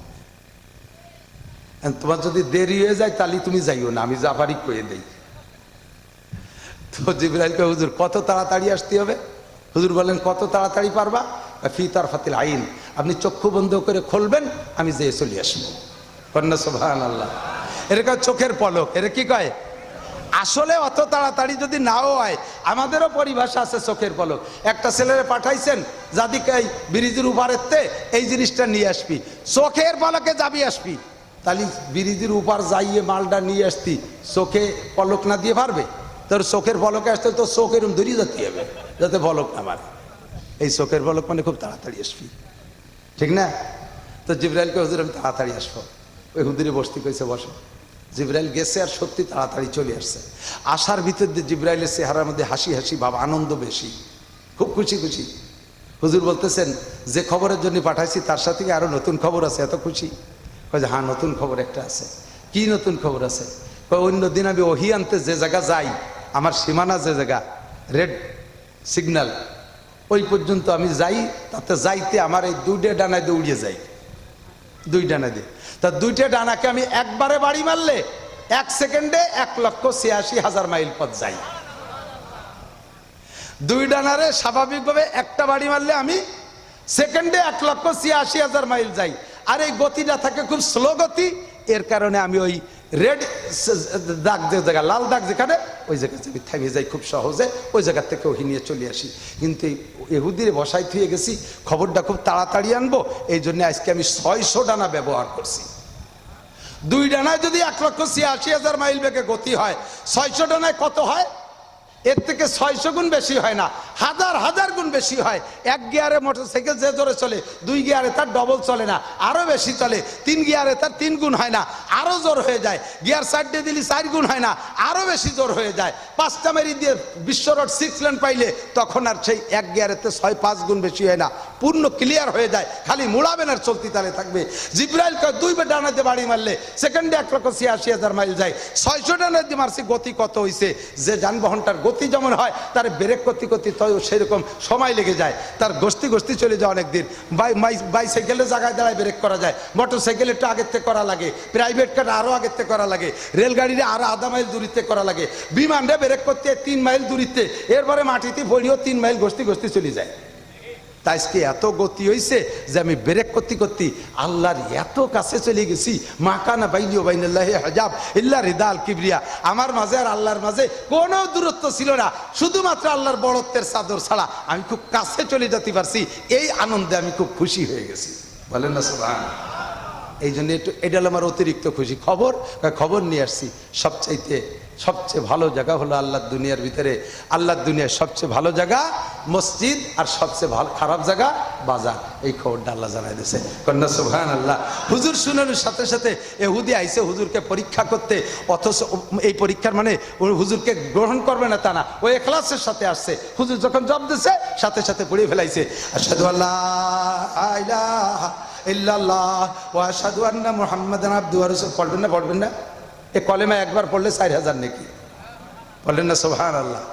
বলতে চাইছে এই কথাটা, নবীর জামানায় যে পেছে পড়ে গেছে উপর থেকে সমাধান আসছে, যার কারণে ইখতিলাফ আর মতানৈক্য ছিল না। কিন্তু নবী চলে যাওয়ার পরে তো ওহীর দরজা বন্ধ হয়ে গেছে, আর কারো কাছে জিবরাইল আসে না। এই জন্য মাসালের ভিতরে অনেক মতানৈক্য শুরু হয়ে গেছে, যার সমাধান স্বাভাবিকভাবে জিবরাইলের মারফতে আসে না। তবে নবী আলাইহিস সালাম বলে গেছে, এদিক তাকান, হুজুর বলেছেন লা তাজতামি উম্মতি আলা দালালা, শরিয়াতের কোনো বিষয়ে যদি মতানৈক্য সৃষ্টি হয়, সেই মতানৈক্যের ভিতরে আমার উম্মতের ভিতরে বড় দলের উলামায়ে কিরাম যে কথার পর একমত হবে, ওইটি আল্লাহ তাআলা গ্রহণ করে নেন। বোঝেন নাই কথা? আমার উম্মতের বড় উলামায়ে কিরামের দল ভুলের উপরে প্রতিষ্ঠিত হয় না, ভুলের উপরে প্রতিষ্ঠিত হয় না। এই উলামায়ে কিরামের দল সাহাবায়ে কিরাম চলে গেছে, তাবেঈনরা চলে গেছে, তাবেঈনরা চলে গেছে, এরপরে আইছে আইম্মায়ে ফুকাহা আবু হানিফা, শাফি, আহমদ, মালিক। কথা বলেন কয়জন? খুব ঠান্ডা মাথায় একটু বুঝতে হবে, এই ফিতনা থেকে উঠে আসতে হবে। ইহুদি চক্রান্তে মুসলমানদের রন্দে রন্দে ঘরে ঘরে বিভিন্ন প্রকার ফিতনা ঢুকছে। এই দেশে যত মাজার পূজা, মাজার আছে না, মাজার, এ মাজারে কবরে মানুষের সিজদা দেয়, এটা দেখছেন কি দেখেন নাই? দেখছেন না? কবরে সিজদা দেওয়া জায়েজ, পীরের সিজদা দেওয়া জায়েজ। তাজা পীরির পায়ে কপাল লাগাইয়া সিজদা দিচ্ছে, এরা হিন্দুদের চাইতে খারাপ। কথা কন, হিন্দুরা মূর্তির সেবা দেয়, আর এরা তাজা জীবিত মানুষকে সেবা দেয়। কত বড় বেঈমান, কত বড় মুশরিক। বাংলাদেশে যত মাজার আছে সমস্ত মাজারের আবিষ্কারক মিস্টার ইবলিস। আর এই মাজারগুলোর উৎপত্তি, মাজারগুলো আসছে, এর গুরু হলো ভারতের হিন্দুরা। ভারতের থেকে এই মাজার বাংলাদেশে আগমন হয়েছে, আমদানি হয়েছে। এই ভারত হলো সমস্ত ফিতনার গুরু, এই ভারত সমস্ত ভেজালের মার্কাজ, ওখান থেকে সমস্ত ভেজালের আবিষ্কার হয়। গোলাম আহমদ কাদিয়ানি নবী পাকের এগেনস্টে নবুয়তি দাবি করছে, ওর বাড়ি ইন্ডিয়া। ওর বাড়ি কি? দাওয়াত ও তাবলীগ সারা পৃথিবী জুড়ে এক নিয়মে চলতেছিল, সারা পৃথিবী জুড়ে। কতক্ষণ তাবলীগের ভিতরে কোনো মতানৈক্য ছিল না। আমাদের হুজুরদের রাজনৈতিক দলের ভিতরে 3 মৌলবী 13 দল, বাকি তাবলীগের মধ্যে কোনো মতানৈক্য ছিল না। এই তাবলীগের ভিতরে 2টি দল বানাই দিয়েছে, সে প্রোডাকের বাড়িও ইন্ডিয়া। ভারতের থেকে এই গ্যাঞ্জাম শুরু করছে কতক্ষণ। এরপরে খাদ্যের যত ফরমালিন আর যত ভেজাল সব আমদানি হয় ইন্ডিয়ার থেকে। এদেশের মুসলমানকে ঔষধ খাইয়া 16 পয়জনে মারিয়ে ফেলানোর জন্য। বর্তমানে নগদে আইসা ভারতের থেকে আসছে আর একটা, কি নাম, রামগিরি মহারাজ। মুসলমান রামগিরি মহারাজ, এই রামগিরি মহারাজ নবী পাকের শানে অনেক গুস্তাকি বক্তব্য দিয়া লাস্টে যেটা করছে এটা সবচাইতে বেশি জঘন্য। নবী পাকের মতো একটা মূর্তি বানাইয়া কয় যে এটা মুহাম্মদ। এবার নবী আলাইহিস সালামের নামের এই মূর্তিটার নাক সে ভেঙে ফেলাই দিয়ে কয় মুহাম্মাদের নাক বাংলাম। আল্লাহ নবী বলেন লা ইউমিনু আহাদুকুম হাত্তা আকুনা হাব্বা ইলাইহি মিন ওয়ালিদিহি ওয়া ওয়ালাদিহি ওয়ান নাসি আজমাইন। হে বাংলাদেশের মুসলমান, হে ভারতের মুসলমান, হে পাকিস্তানের মুসলমান, সারা দুনিয়ার মুসলমান, তোমাদেরকে আমি জানাইয়ে দেই লা ইউমিনু আহাদুকুম, তোমরা শুধু মুমিন বলে দাবি করো, লা ইলাহা ইল্লাল্লাহ মুহাম্মাদুর রাসূলুল্লাহ কইয়া মুমিন হইয়া তোমরা বইসা আছো। অতক্ষণ পর্যন্ত পাক্কা মুমিন হইতে পারবা না যতক্ষণ পর্যন্ত আমি মুহাম্মাদুর রাসূলুল্লাহকে তোমার জানের চাইতে, তোমার মালের চাইতে, তোমার আব্বার চাইতে, তোমার মায়ের চাইতে, তোমার ছেলের চাইতে, তোমার মেয়ের চাইতে, গোটা দুনিয়ার সব মানুষের চাইতে যতক্ষণ আমাকে ভালোবাসা দিতে না পারবা অতক্ষণ পর্যন্ত তুমি মুমিন হইতে পারবা না।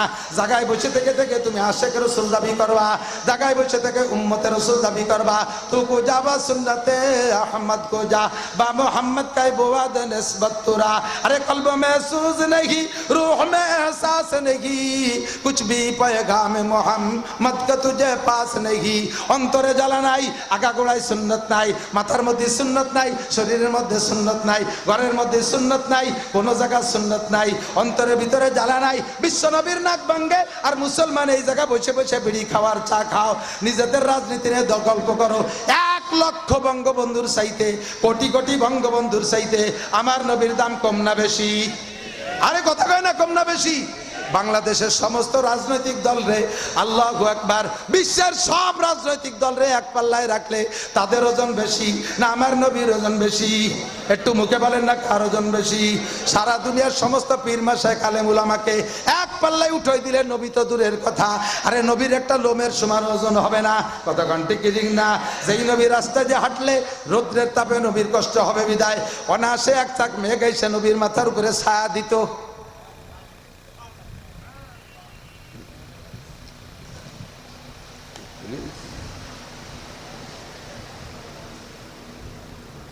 ভারতে একটা মসজিদ আছে হযরত বাল মসজিদ, শুনছেন মনে হয়? হযরত বাল মসজিদ, উর্দুতে বাল মানে লোম, পশম। বলা হয় ওই মসজিদে হুজুর আলাইহিস সালাতু ওয়াস সালামের গায়ের একটা লোম সংরক্ষিত আছে। বলেন সুবহানাল্লাহ। ভারতের বড় এক পুরোহিত এই ঠাউরির মতো, এই যে ঠাউরে বিয়াদবি আছে, এইরকম এক ঠাউর যাইয়া মসজিদের ইমাম সাহেবরে কয়, ইমাম সাহেব তোমরা এই মসজিদের নাম রাখছো হযরত বাল, তোমাদের নবীর লোম আছে, ওই লোমটা নবীর লোম না কার লোম? তারপর ঠিক কি এই নবীর লোম দিয়ে মসজিদের কেরামতি বাড়াচ্ছ? তোমরা তো ধোঁকা দিতে পারো, ওই লোমটা যে তোমাদের নবীর লোম, প্রমাণ কি? তো ইমাম সাহেব বললেন তুমি কি প্রমাণ চাও? কয়েকটা কিছু দেখাও। তো ইমাম সাহেব বললেন আমার নবী এবং নবীর গায়ের যে কোনো অঙ্গ প্রখর রৌদ্রের ভিতরে গেলে আল্লাহ তাআলা রহমতের মেঘ দিয়ে ছায়া করে দেয়। এখন আকাশে মেঘ না রোদ, তো বলে প্রখর রোদ, তাহলে এটাই আগে প্রমাণ হয়ে যাক। লোমটা নিয়ে ইমাম সাহেব ওই ঠাকুররে নিয়ে মসজিদের ছাদে গেছে। মসজিদের ছাদে গিয়ে আমি চৌমনি হুজুর রহমতুল্লাহের কাছ থেকে, গহরডাঙ্গার আমার শাইখুল হাদিস চৌমনি হুজুর হুজুরির কাছ থেকে শুনেছি, লোমটা নিয়ে মসজিদের ছাদে যাইয়া বক্সের থেকে লোমটা খুলছে, পরিষ্কার মেঘ, কি বলা হয়, রৌদ্রওয়ালা আকাশে হঠাৎ করে এক চাক মেঘ এসে মাথার উপরে দাঁড়িয়ে গেছে। ঠাকুর দেখে আশ্চর্য, আরে বলে যা কইছে তাই তো। এরপরে আর কি চাও? আমার নবীর দোহাই দিয়ে আল্লাহর কাছে আমরা বৃষ্টি চাইলে বৃষ্টি পাই, তাহলে বলো তো। তো ইমাম সাহেব বলেন আল্লাহ এটা যদি তোমার নবীর লোম হয়ে থাকে এই লোমের বদৌলতে, লোমওয়ালার বদৌলতে তোমার রহমতের বৃষ্টি তুমি এই মেঘ থেকে বর্ষায়া দাও। মুষলধারে বৃষ্টি, দুইজনে দৌড়ে ভিজতে ভিজতে মসজিদে আসছে। ঠাকুর মসজিদে এসে কয় লা ইলাহা ইল্লাল্লাহ মুহাম্মাদুর রাসূলুল্লাহ সাল্লাল্লাহু আলাইহি ওয়াসাল্লাম। ও দোস্ত, আমার সেই নবীরে এই ভারত থেকে অপমান করবে, আর আপনি এই জায়গায় বসে বসে ঈদে মিলাদুন নবীর আনন্দ করবেন। একটা ঈদে মিলাদুন নবী পার্টি, যারা এই মাজার পার্টি, যারা সুন্নি বলে দাবি করে, এখন পর্যন্ত তাদের পক্ষ থেকে নবী পাকের শানে এই যে গুস্তাখ করেছে, এই গুস্তাখির জবাবে কোনো জায়গা মিটিং নাই, কোনো জায়গা মিছিল নাই, কোনো জায়গা সমাবেশ নাই, কোনো একটা বক্তব্য দিচ্ছে না। তারা শুধু জিলাপি খাইয়া চুপ করে বসে আছে। জিলাপি খাও উম্মত, দুধ খাওয়াল মজনু, তুমি গোস্ত দিয়া মজনু না। আল্লাহ, আমার নবীর শানে গুস্তাখ করবে। আমার যুবক, প্রাণ প্রিয় যুবক, আমার বৃদ্ধ বাবারা, আজকে যদি এখনই ডাক আসে ভারত অভিমুখে লং মার্চ, বিশ্ব নবীর সাথে যে বেয়াদবি করেছে তার ফাঁসির দাবিতে ইন্ডিয়া পর্যন্ত হেঁটে যেতে হবে, রাজি আছেন? কারা কারা রাজি? জীবনের শেষ বিন্দু রক্ত দিয়ে হলেও আমরা এর প্রতিবাদ জানাবো তো ইনশাআল্লাহ। প্রতিবাদ জানাবেন ইনশাআল্লাহ। এটা কি খালি হুজুরকে দায়িত্ব না, সবার দায়িত্ব। দলমত নির্বিশেষে লোহাগড়া উলামা পরিষদের পক্ষ থেকে 2-4 দিনের ভিতরে ইনশাআল্লাহ, 2-1 দিনের ভিতরে ইনশাআল্লাহ আমরা এ উপলক্ষে মানববন্ধন, এই সমাবেশ করব, প্রতিবাদ মিছিল করব, আমরা স্মারক দেব ডিওনো সাহেবের কাছে। যাবেন তো ইনশাআল্লাহ? যাবেন তো ইনশাআল্লাহ? ঘরে বসে থাকলে নবী পাকের মোহাব্বতের এজহার হবে না। হুজুর বলে আমাকে ভালোবাসতে হবে তোমার আব্বার চেয়ে বেশি, তোমার মার চেয়ে বেশি। তোমার মায়ের ওসিলায় তুমি আসো নাই, মায়ের পেট দিয়ে পাঠাইছে, তোমার মাও তো জন্ম নিয়েছে সেই নবীর ওসিলায়, তোমার বাপের মাধ্যমে পাঠাইছে, ওসিলা সেই নবী। কাজেই তুমি আব্বা মার চাইতে নবীকে ভালোবাসতে হবে, নবীর সুন্নতকে মহব্বত করতে হবে, সুন্নত রাখতে হবে, সুন্নতের পাবন্দি করতে হবে। এই ফিতনার জামানায় চতুর্দিকে দেখেন ওখান থেকে ছাড়ছে এই ফিতনা। ইসরায়েলিরা কি করতেছে, আজকে কলিজায় নতুন করে আগুন লেগে গেছে। লেবাননের হিজবুল্লাহর নেতা হাসান নাসরুল্লাহ, বহুত বড় আলেম, হযরতুল আল্লাম শেখ হাসান নাসরুল্লাহ মুসলমানদের বর্তমান সময়ের একটা মেরুদণ্ড, আজকে তাকে শহীদ করে দিয়েছে। একটু বলবেন না? বলেন ইন্না লিল্লাহি ওয়া ইন্না ইলাইহি। মুসলমান মনোবল ভাঙ্গার জাতি না, ইনশাআল্লাহ পরবর্তীতে লিডার আছে, কিন্তু কত বড় কুচক্রী এভাবে বোমা মাইরা নেতাদেরকে শহীদ করে দিচ্ছে, হত্যা করে দিচ্ছে।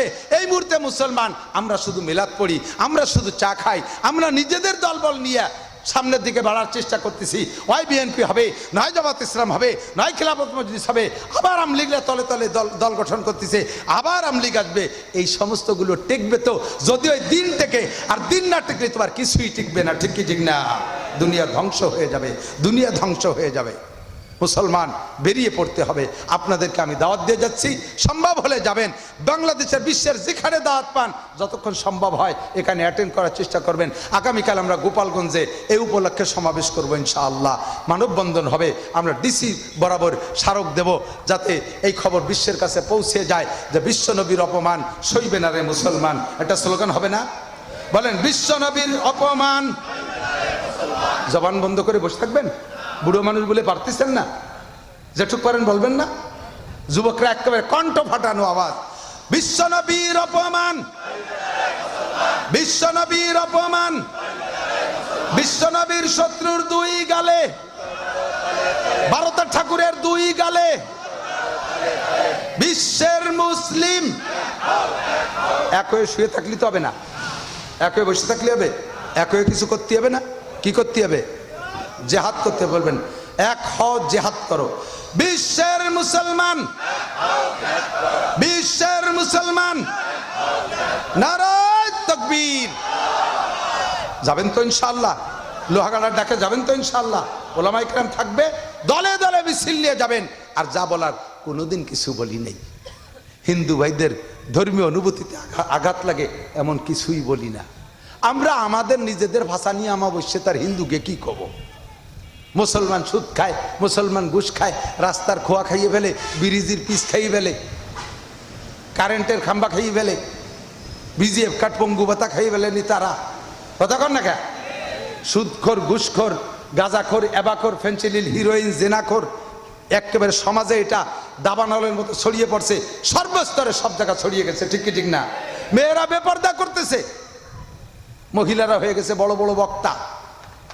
আপনাকে তুই কইছে নাকি জানি না, বড় বড় আল্লামা মহিলা, আহলে হাদিস মহিলা, মহিলারা বগল বইরে বইয়ে নিয়ে দেশে ছড়াই দিচ্ছে। ইমামকে চাকরি তার কায়দা নাই,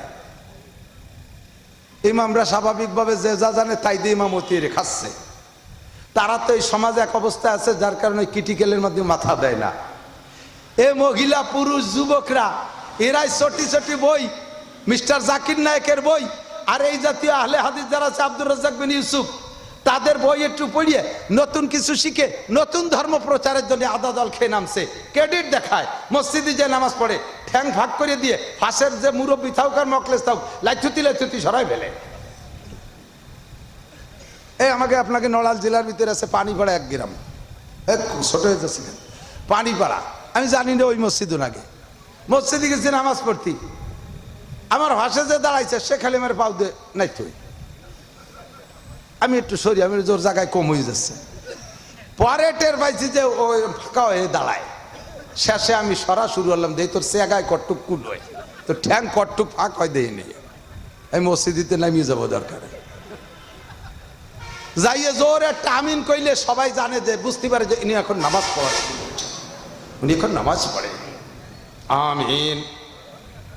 জিজ্ঞেস করছি সেদিনকে একজন নব আহলে হাদিস রে, আগে হানাফি মাযহাবের ছিল, ইদানিং আহলে হাদিস হয়েছে। তা আমি বললাম, এই আপনারা বোঝেন বোঝেন বোঝেন না, দিক তাকান, তুমি আগে তো হানাফি ছিলে, আমাকে সাথে এই নামাজ কালাম পড়তে, ইদানিং সেই নামাজ ছাড়িয়ে দিয়ে এই নামাজ ধরলে, এবার ফতোয়া দাও, এ আমাকে আগে তুমি যে আগের নামাজগুলো পড়ছো ওগুলো কি হয়েছে কি হই নেই? যদি না হয়ে থাকে তাহলে সেই নামাজগুলো আবার কাজা ভর্তি হবে, কথা কন, তা কি পড়ো? কয় না তা পড়ি না। তো এইবার ফতোয়া দাও, এই আমরা হানাফি মাযহাবের যে নামাজ পড়ি এ নামাজ কি হয় কি হয় না বলো? কাকা তা জিজ্ঞেস করছেন কেন? কয় কও আগে কও, হয় কি হয় না? কয় যে হয় নামাজ। তা নামাজ যদি হয় তা তুই ছাড়লি কে? নামাজ হইলে তুই ছাড়লি কে? ছাড়িয়ে নতুন একটা এনে মসজিদের ভিতরে হজবজল সৃষ্টি করিস কে? এই হজবরল কেন সৃষ্টি করিস? আর যদি কই যে হয় না, বল, হয়তো বলবি যে হয় না। যদি কইস হয় না, তাহলে যদি হয় না তাহলে হানাফি মাযহাবের ইমাম সাহেব মসজিদে নামাজ পড়ায়, তুই তার পিছনে নামাজ পড়িস কিভাবে? ইমামের যদি নামাজ নাই তা তোর নামাজ হয় কি রে? কথা কি বোঝেন নাই? যদি হয় নামাজ ইমামের তাহলে তুই কেন ছাড়লি? আর যদি না হয় তাহলে সেই ইমামের পিছনে নামাজ পড়িস, তোরই তো হয় না, তাই সে একতেদা করিস কে? পারলি যা সামনে যা। আবাল গাতির গরু সুরকিরা ছুদ্দরে ভর্তি পারো না, চটি বৈদিহন বগলের নিয়ে বাড়াইছে। ভয় লাগতেছে মহিলা, এ মহিলারা বাড়ি বাড়ি যাইয়া এ বিটিকে ভিতরে তশকিল করতেছে। আপা তারাবির নামাজ কয় রিকাত পড়ে? কয় যে ক্যা 20 রিকাত। আমাকে সদস্য পড়ছে, আমাকে হাটাজারি হুজুর, আমাকে হান্নান হুজুর, মিরাজ হুজুর, আমাকে দেশের সব হুজুর 20 রিকাত, আমরা 20 রিকাত পড়ি। মহিলা মুফতি সাহেব উনি দেখে 20 রিকাত থাকলেই পড়েন, 20 রিকাত তো কোনো জায়গা নাই। কোনো জায়গা নাই মানে কোন জায়গা নাই? কয় মূল কিতাব হলো বুখারী শরীফ। এই বুখারী শরীফ আমি নিয়ে আসি, বগল ভরে বুখারী শরীফ নিয়ে, এই দেন বগল ভরা সব বুখারী। কত বুখারী? কয় আমি 60 খেন নিয়ে আসি বুখারী। কি কয়? সেদিন দিন শুনলাম নাসির সাহেব বলে গেল, আব্দুল হান্নান সাহেব, তারপরে মিরাজ সাহেব বলে গেল, তারপরে মাসুম বিল্লাহ সাহেব বলে বুখারী শরীফ এত মোটা যার একখানের গায়ে 7-8 কেজি ওজন। 7-8 কেজি ওজন তুমি 60 খান বগলের নিয়েছো বিটি মানুষ, তোমার বুখারী সাইজ কি? এই যে 6 পাতার বুখারী, ওর মধ্যে জামেলার হাদিস কয়টা গুছাইয়া একটা কিতাব ছোট্ট রিসালা বানাইয়া অনুবাদ দেখে লিখে আইলে তাই দিয়ে 6 পাতার বুখারী বগল ভরিয়ে নিয়েছে। বুখারী তুই দেখছিস মহিলা তোর ঘাড়ে 2 খান বুখারী উঠে দিলি তো জ্বর এসে যাবে। 5 খান বুখারী তোর গাড়ে উঠে দিলি তোর পেটে বাচ্চা থাকলে অনাসে ডেলিভারি হয়ে যাবে। বাংলা বাড়ি খারাপ করতে মনে চায়, দেশ বইরে হুজুর, হুজুররাও আজ পারে না, বিটিরা বাড়াইছে দাঁড়ে দাঁড়ে, আর তালিবি হালকা বানায়। তালিমি হালকা বানাইয়া মেয়েদেরকে বসে বসে এ ধোঁকা দিচ্ছে। এগুলো সবগুলো দাজ্জালি ফিতনা, দাজ্জালি ফিতনা। সাবধান থাকবেন আমার মা বোনরা, সাবধান থাকবেন। আজকে এই মুফতি মিরাজ আমার ছাত্র, আজ 32-33 বছর আগে মৌলানা পাশ করছি, সেই থেকে কম বেশ বুখারী শরীফ পড়াই। এই লক্ষ্মী বাচ্চা মাদ্রাসা আমি একা 28 পারা বুখারী পড়াই গেছি। আমার মিরাজ এখানে পড়ায় বুখারী শরীফ। আমার ছাত্ররা সাইকুল হাদিস কত আছে তার ঠিক নাই। জীবন ভরে বুখারী পড়াইলাম, আমরা বুখারী বুঝলাম না। আর উনি জীবনেও কোনোদিন কোনো হুজুরের কাছে পড়ে নাই। 6 পাতার ছটি বই বুখারী পড়িয়া ফতোয়া দেয়। এই সমস্তগুলো ফতোয়াবাজদের হাত থেকে সমাজকে হেফাজত করবেন। এই জাতীয় মহিলা হোক আর পুরুষ হোক, কোনো বাড়ি গেলে তারা একেবারে ধাওয়ায় দেবেন, বাড়ি থেকে তাওয়ায় দেবেন, ঠিক আছে না ইনশাআল্লাহ? এদেরকে পাত্তা দেবেন না। এরা ফিতনাবাজ, ইসরায়েলি চেলা, ইহুদিদের চেলা, এরা এদের এজেন্ট। মুসলমানদের ভিতরে বিভ্রান্ত সৃষ্টি করতে পারলেই তারা যুদ্ধে জয় হতে পারে। মুসলমানদের ভিতরে দ্বিমত সৃষ্টি করে রাখেন ফিতনাবাজ। আল্লাহ তাআলা হেফাজত করুক, জোরে কানা আমিন। আল্লাহ হেফাজত করুক, আরো জোরে কানা আমিন। আল্লাহু আকবার। হুজুর বলেন সাতারাউনা বাদি ইখতিলাফান কাসীরা, আমার পরে অনেক মতানৈক্য দেখবা। সাহাবায়ে কিরাম বলে হুজুর এত মতানৈক্যর ভিতর দিয়ে উম্মতে সহি মনে করে আমল করবে কোনটাকে? হুজুর বলে মানা আলাইহি ওয়া আসহাবি, আমি এবং আমার সাহাবায়ে কিরাম যেটার উপরে আছি এইটা আমার সাহাবায়ে কিরামদের মাধ্যম দিয়ে চলতে থাকবে, কোরআনে থাকবে, হাদিসে থাকবে। এই আমি আমার সাহাবায়ে কিরাম যে তর্জের উপরে আছি এইটার পর তোমরা আমল করবা, যারা তারা হকের পর থাকতে পারবা, তারা হকের পর বলে বুঝবা। এখন এই কথা বুঝাইতে আসছে আবার দলে দলে সবাই যেই আসে সেই কয় এইটা আল্লাহ রসুল আর এইটা সাহাবায়ে কিরামদের আমল। এই মুহূর্তে কি হবো কোন দিদি? বোঝেন নাই কথা? যে হুজুর আছে সেই হুজুর এসে কয় যে আমরা নবী আর সাহাবাদের আমলের উপরে আছি। এখন আপনার বিবেক রে কাজে লাগাইতে হবে, আপনার বিবেক রে কাজে লাগাইতে হবে। আপনি বলদ সাজলি হবে না। আপনি আখের খেতে চালাক, ধানের খেতে চালাক, পানের বরজে চালাক, আম বাগানে চালাক, ব্যবসা বাণিজ্যে চালাক, পাটের ব্যবসায় চালাক, চামড়ার ব্যবসায় চালাক, মাছের ঘেরে চালাক। আপনি ধর্মের খেতে সেখানে বলদ হবেন। এই জায়গায় আপনাকে সতর্ক হতে হবে, আপনাকে একটু বুঝতে হবে, দেখতে হবে যেই লোকটার কথায় কাজে আমলে মিল আছে। নিজের একটু বিবেক রে কাজে লাগাইয়া হকটাকে আপনি চিনে নেবেন, হকরে আপনি বুঝে নেবেন, হকের পর আমল করবেন। রাজি আছেন না ইনশাআল্লাহ? আল্লাহ তাআলা আমাদের সকলকে তৌফিক দান করে, আল্লাহ আমাদের সকলকে বুঝ দান করে। সবাই বলে আমিন। আর বেশি বলবো না, দিনের বেলাও প্রোগ্রাম আছে, কালকে সারাদিন প্রোগ্রাম আছে। সামনে আমাদেরকে যদি দিনের উপরে চলতে হয় তাহলে সবসময় ওলামায়ে কেরাম, আপনাদের বড় ভাগ্য, আপনারা বড় ভাগ্যবান। আল্লাহর রহমতে এই যে আমাদের লক্ষ্মী ভাষা মাদ্রাসা আছে, ইতনে মাদ্রাসা আছে, এরপরে এই যে আমাদের মৌলানা ওহিদুজ্জামান, ওহিদ না তাওহিদ, তাওহিদ, এই যে কামঠানা মাদ্রাসা করছে, ও আমার ছাত্র, ওর মাদ্রাসা ভালো, লেখাপড়া চলতেছে। মৌলানা মাসুম বিল্লাহ, বড় বড় আলেম উলামা আপনাদের কাছে আছে। শরীয়তের কোনো বিধিবিধানে আটকে গেলে ওই যাত্রার কাছে শুনিয়ে আমল করবেন না, উলামায়ে কেরামের কাছে শুনে সহি আমলটা করার চেষ্টা করবেন, পারবেন না ইনশাআল্লাহ? আল্লাহ তাআলা তৌফিক দান করুন। আর অবশেষে দাওয়াত দিয়ে যাই, অবশেষে দাওয়াত দিয়ে যাই, দিনকে বুঝে দিনের পর আমল করার জন্য এই মুহূর্তে দাওয়াত ও তবলিগ সাধারণ পাবলিকের জন্য একান্ত জরুরি, একান্ত জরুরি। আপনি জামাত করেন, বিএনপি করেন, আমলিগ করেন, এটা আপনার রাজনৈতিক রুচি, সে জায়গা থেকে আমি আপনাকে পরামর্শ দিচ্ছি না। সেখানে আপনি যা খুশি তাই করতে পারেন। বাকি মুসলমান হয়ে কবরে যেতে হবে। এই জন্য মুসলমানিত্বের প্রশিক্ষণ কেন্দ্র, মুসলমানদের প্রশিক্ষণের জন্য ট্রেনিং সেন্টার হলো দাওয়াত ও তবলিগের কারখানা। ওর মধ্যে আমলিগ আলারও শেখায়, বিএনপি আলারে শেখায়, জাতীয় পার্টিতে শেখায়, আট্রসি, চন্দ্রপাড়া, মানিকগঞ্জ, সুরেশ্বর, ভোজেশ্বর, ইনায়তপুর, বাহাদুরপুর, ফরিদপুর, মাদারীপুর, শরীয়তপুর, যে পুরীর লোক যাবেন সেই পুরের লোকরে হাতে ধরে ডিলাক লুক ধরা শেখায়, মেসক করা শেখায়, অজু গোসল শেখায়, খানার লুকমা চাপাবেন কীভাবে তা পর্যন্ত শেখায়, ছানা কীভাবে বানবেন, আজান কিভাবে দেবেন, একামত কিভাবে দেবেন, নামাজের 13টা ফরজ, নামাজের 14টা ওয়াজিব, 28টে সুন্নতে মুআক্কাদা, নামাজ ভাঙ্গার কারণ 19টে, অজুর ফরজ 4টে, গোসলের ফরজ 3টে। এদিক টাকান, যেটা বড় তার ফরজ বেশি হওয়া দরকার না? আমরা তখন লক্ষ্মী ভাষা পড়াই, একজন আইসিয়া আধা পাগল একটা আইসিয়া ঘন মশলা কষা, মনে হয় 2-4 দিন মাদ্রাসায় পড়ছে নাকি। তারপর তালবি আলী একটা ছিল ওই পাশে ডোহতলা বাড়ি, বালিডাঙ্গা, আবদুল্লাহ, ওই আবদুল্লাহ তুই এত ফক করতেছিস, তুই কদি এই অজুর ফরজ গোসলের ফরজ, অজুর ফরজ কয়টা? তো অজুর ফরজ ও কইছে অজুর ফরজ 4 দিয়ে, ওই পাগল কয়ে বেলাইছে অজুর ফরজ। কদি গোসলের ফরজ কয়টা? গোসলের ফরজ তো 6টা। অজুর ফরজ 4 দিয়ে, গোসলের ফরজ তোর 6টা কি রাখছে? কয় যে অজু একটুক ছোট, তাতে যদি 4 ফরজ লাগে, এত বড় গোসলে 6টার কম হয়? তো হুজুর ফরজ কয়টা? গোসল বড় হলেও ফরজ একটা কম, 3 দিয়ে। কথা কন, তবলিগ আলারা বড় সুন্দর কয়, বলো তো গোসলের ফরজ কয়টি? কয় 3টি। কি কি? 1 নম্বরে গরম পানি, 2 নম্বরে সাবানদানি, 3 নম্বরে গামছাখানি। গরম পানি, সাবানদানি, গামছাখানি, এই তো আর গোসলের ফরজ না।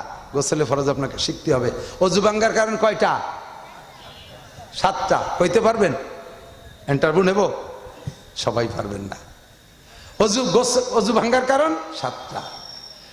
নামাজের মধ্যে জোরে হাসিয়ে দিলি অজু ভাঙ্গে। এই হাস নামাজের বাইরে হাসলে অজু ভাঙ্গে না। তা নামাজের মধ্যে ঢুকে হাসিয়ে দিলে অজু ভাঙ্গে কে? হাস কি নাপাক নাকি? যদি হাসি নাপাক হয় তাহলে তো নামাজের বাইরে হাসিয়ে দিলে অজু ভাঙবে, নামাজও ভাঙবে, অজুও ভাঙবে। এটা আকলে ধরে না। এর নাম হলো আমরে তাআব্বুদি, খিলাফে কিয়াস, যুক্তির বাহিরে মাসালা। আল্লাহ আল্লাহ রসুল যেভাবে বলছে ওইটা আমাকে মেনে নিতে প্রস্তুত, ঠিক কি ঠিক না? এখন এই সবগুলো আপনাকে সুন্দর করে হাতে ধরে শিক্ষা দেওয়ার জায়গা হলো দাওয়াত ও তবলিগের কারখানা। ওখানে একটু সময় দেন। আল্লাহ তাআলা আমাদের সকলকে তবলিগে যাইয়া দিন শিখে দিনের পর চলার তৌফিক দান করে, সবাই বলেন আমিন। আর অল্প একটু রাজনীতি করি, এদিক তাকান, অল্প একটু রাজনীতি করি। শেষমেশ আমরা আওয়ামী লীগের ক্ষমতা, রাজনীতি, দেশ চালানো দেখছি না, সমালোচনা করতেছি না, সমালোচনা করতেছি না। কোনটা যেভাবে চালাইছে ভালো চালাইছে। যে মানুষের শুকর আদায় করতে পারে না সে আল্লাহরও শুকর আদায় করতে পারে না। কালনার খেয়াঘাটে এই বাসতে ওয়াজ করে আইসা রাত 12টার দিকে আইসি, আসার সাথে সাথে ফেরিতে উঠে গেছি, এর মধ্যে কুয়াশায় গাং সাদা হয়ে গেছে। ওই ফেরির উপরে গাড়ির মধ্যে বসা, পরের দিন বেলা 9টার সময় পার হয়েছি। আর এখন আর দিন রাত নাই, চলে যাওয়া যায়। কি সুন্দর, একটু তো বলা লাগে। এরকম যা করছে সেগুলোর প্রশংসা করি, বাকি আরো যেগুলো করছে তাও আমরা জানি। যে কোনো ভাবে তাদেরকে বিদায় হয়ে গেছে, চলে গেছে। এর আগে বিএনপিরও দেখছি না। এখন বলতে বাধ্য, কোন চাষি বা কম সালুন খার জম, নাকি বলেন?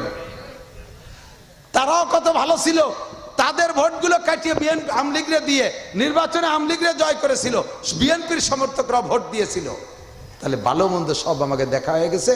আপাতত আমরা নিউট্রাল আছি, বর্তমানে কোনো সরকার নেই। দোয়া করি আল্লাহ তাআলা ভালো একটা নির্বাচন দিক। একটা বার, অনলি একটা বার আমরা কোরআনের শাসন দেখতে চাই। এতে কি একমত? বলি কেমন মনে হয় কন্ত দেই? আওয়ামী লীগ যারা আছেন, বিএনপি যারা আছেন, তারাও বলেন কোরআনের শাসন হলে কি আপনার ক্ষতি হবে? ভালো হবে কি না? যদি ভালো হবে না মন্দ হবে তা তো বুঝি না, কারণ দেই নেই তো করে দিন। একবার না দেখি না, একবার অন টেস্ট।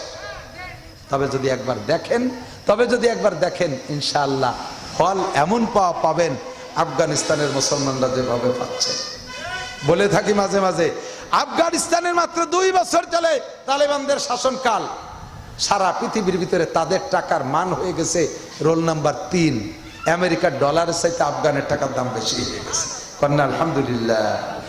এরপরে কি হয়েছে জানেন? সেই আফগানের জমি, ওই জমিতে এই তালেবানরা আসার আগে যেই আনার গাছ লাগানো ছিল, আনার গাছ, ডালিম গাছ, সেই গাছই রয়েছে, গাছ পাল্টাই নেই। আগে ওই গাছের ডালিম 1 কেজি অতি 4 লাগতো, 4 ডালিমই 1 কেজি। সেই গাছই রয়েছে, শুধু শাসন ব্যবস্থা পাল্টে গেছে। এখন 1 ডালিমই 1 কেজি, 1.5 কেজি, 2 কেজি হয়। শাসন ব্যবস্থা কোরআনী শাসন। মেয়েদের পর্দা করাচ্ছে, পশ্চিমে খাটাস দিয়ে চোখ টাটাচ্ছে, তাই নিয়ে সমালোচনা করে। রাস্তাঘাটে জাতি পারতেছে না, পার্কে জাতি পারতেছে না, একটু মোহাব্বতের সাথে একটু জেনা করবে তা করতে পারতেছে না। দাতালের দল ছুলে ফেলা দিতে হবে বাড়িয়ে। কতক্ষণ ঢুকে দেখ আফগানিস্তানে সিলিপ 40 বছর 20 বছর ছেলে রাশিয়ানরা তারা মার খেয়ে গেছে। 20 বছর ন্যাটো বাহিনী, পরনের কাপড় নিয়ে জাতি পারিস নেই, অস্ত্র ফস্ত্র ফেলাই থেকে গেছিস। আর আফগানের দিকে আঙ্গুল চড়ার ক্ষমতা নাই। মোল্লারা ধরছে তো কায়দা মতো ধরছে, এবং জনগণ মোল্লাদের শাসনের সুফল অনুভব করতেছে। কাজেই তারা জীবন দিয়ে আফগানকে রক্ষা করবে। এটা হলো কোরআনী শাসন। আমরা একটাবার একটু দেখতে চাই, বলেন আমিন। তবে আপনাদের কাছে আমি দোয়া চাই, আল্লাহ যেন 3 মৌলবী 13 দল নয়, সব মৌলবী মিলে এক দল হোক, বলেন না আমিন। তাহলে ভোট দেবেন না? আমি মৌলবীকে কই আছি, গুড়ার মৌলবী যারা, আমি তো অত গুড়ার না, আমি তো পাতার মাথার কুনার এক কুনাও না। তো গুড়ার মৌলবীকে কাছে বলি সবসময়, যদি বসার সুযোগ পাই, এত বড় সুযোগ ছেড়ে দিলে কিয়ামতে আল্লাহর কাছে জবাব দিতে হবে। আওয়ামী লীগ আর কি জবাব দেবে, বিএনপি আর কি জবাব দেবে? সবচেয়ে জবাব হুজুরকে দিতে হবে। এই সুযোগ পাইতে কেন ছেড়ে দিলে? যার যার পদ, যার যার মর্যাদা, যার যার সভাপতিত্ব, যার যার মহাসচিব পদ ধরে রাখবা। আবার তুমি এক হবা তা হবে না, ছেড়ে দাও, আমার কোনো পদের দরকার নাই, আগে ইসলামী হুকুমত কায়েম হোক। কথা কোন ঠিক না? আমরা হুজুররা আপনাদের কাছে দোয়া চাই, আল্লাহ যেন এই দোয়াটা কবুল করে নেয়, বলেন আমিন। এই দোয়াটা কবুল করে নেয়, সবাই বলেন আমিন। মাহফিল তো আর মেলা এবছর তো শুরুই করলেন, তাই না শোনা? এখনো তার মেলা মাহফিল হয়ে যায় নেই। এই যুবকরা উলামাই কিরাম হুজুরকে কি আছে, ইমামকে বেতনের অবস্থা কি কন?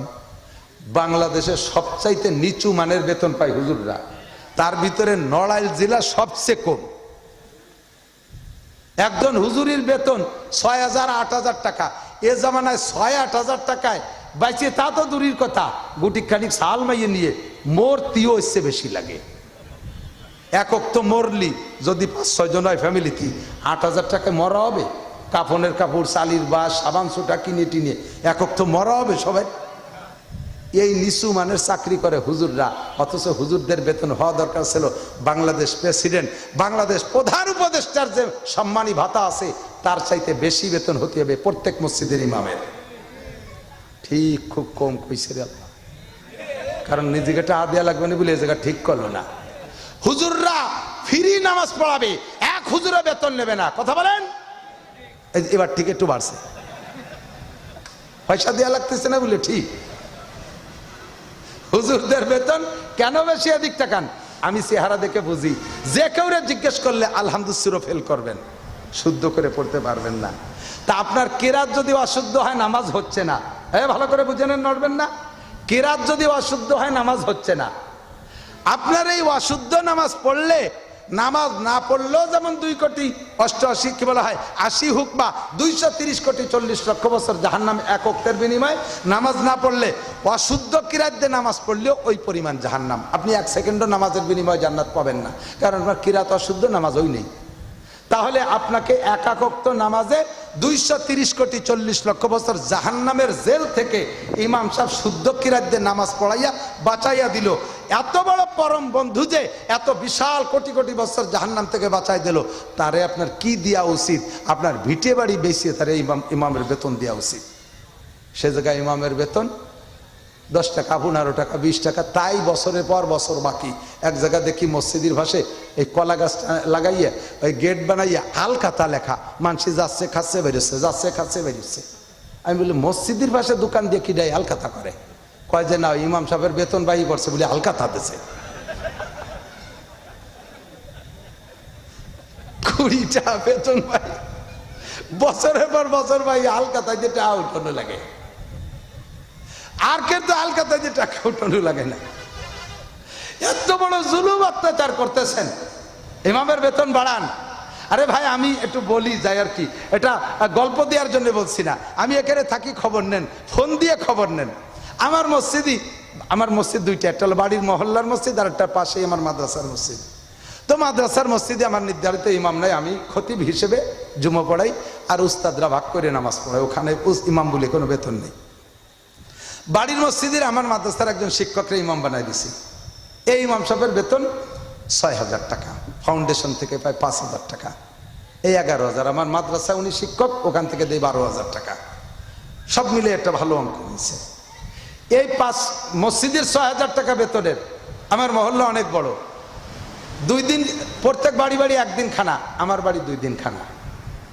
অথচ আমি ইমামের পিছনে নামাজ না পড়লেও চলে, ইমাম সাহেবরা ছুটি দিয়ে সে কয়দিন আমিই পড়াই। আমার ছেলে বাড়ি থাকে, সেও ইমামের স্থানে নামাজ পড়াই দেয়। আমরা তো কয় বেটা তো ইমামের ঠেকা কাছে ঠেকা না, আমরাও নামাজ পড়াই। সবার বেতন 50 টাকা, 100 টাকা, আমি ইমামরে দেই 500 টাকা। সবাই দেয় 1 কেজি চাউল মাসে, আমি দেই 2 কেজি চাউল। আমি বুঝি যে ইমাম সাহেব সামান্য এই কয় টাকা দিয়ে তার কি হয়। আমি লাখ লাখ টাকা কামাই করে আমার সংসার চালাইতে হিমশিম খেয়ে যেতে হয়। আপনার জায়গা আছে, জমি আছে, ক্ষেত আছে, খামার আছে, আপনার ব্যবসা বাণিজ্য আছে, তারপরে আপনার কষ্ট হয়, কত টাকা দিনা হয়ে যান। ইমাম সাহেবের কি কোনো আশা নাই? সে কি একটু কুরবানি দেওয়ার ইচ্ছা করতে পারে না? সে কি একটু হজ উমরা করার নিয়ত করতে পারে না?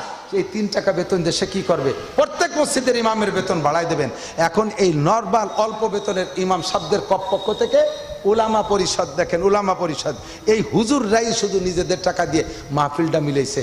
মাইকের একটা খরচ আছে, প্যান্ডেলের একটা খরচ আছে, এই জায়গা বালি পানি ছেঁচে ফেলাই দিয়ে তারপরে বালি দেশে এ জায়গার একটা খরচ আছে, বক্তাদের কিছু হাদিয়া তোফা পথ ভাড়া খরচ খরচ দেয়, একটা সম্মানই আছে, এটা হুজুররা কষ্ট করে দেয়। এই যে কত কথা শুনলেন, ভালো লাগছে না? ভালো লাগে নাই মাহফিল? ইনশাল্লাহ আরও শুনবেন। এখন হুজুরদের যদি গাঠিতে যায় তাহলে হুজুররা কয়ে যে আর এর মধ্যে যাওয়ার দরকার নাই, আমাকে গাঠিতে চলে যাচ্ছে, পারি উঠতেছি না, কাজে কাজেই ওনরা যে আনতে পারে হেদায়ত নিয়ে শুকব, ও বড় বড় মাহফিলি যাইয়া আর এই মাহফিলের মধ্যে যাব না। এখন 10 মিলে করি কাজ, হারি জিতি না হেলাজ, 10-এর লাঠি 1-এর বোঝা। আমরা যদি এ জায়গা 100, 200, 500 করে 10, 20, 50টা করে টাকা দেই তাহলে হুজুরদের ফান্ডটা কেসটা একটু মোটা হবে, হুজুরদের গায়ে পড়বে না। এই ব্যাপারে একটু সহযোগিতা করা যাবে না ইনশাআল্লাহ? একটু করা যাবে?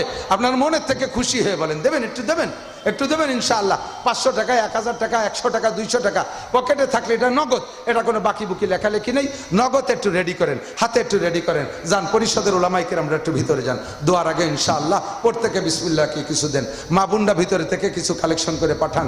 আল্লাহ রহমতে আল্লাহ বরকত দেবে, আল্লাহ তাআলা অভাব অনটন দূর করে দেবে। ওলামায়ে কেরামরা একটু পাশে থাকেন। ওয়া তাআওয়ানু আলাল বিররি ওয়াত তাকওয়া ওয়া লা তাআওয়ানু আলাল ইসমি ওয়াল উদওয়ান। প্রত্যেক ভালো কাজে একে অপরকে সাহায্য করব, কখনো গুনার কাজে কেউ রে করে সহযোগিতা করব না। দেন দেন দেন, বিসমিল্লাহ করে হাত দেন, একটু হাত দেন, আজকের পকেটের বড় টাকাটা দিয়ে দেন। কোরআনের মাহফিল, তাফসীরের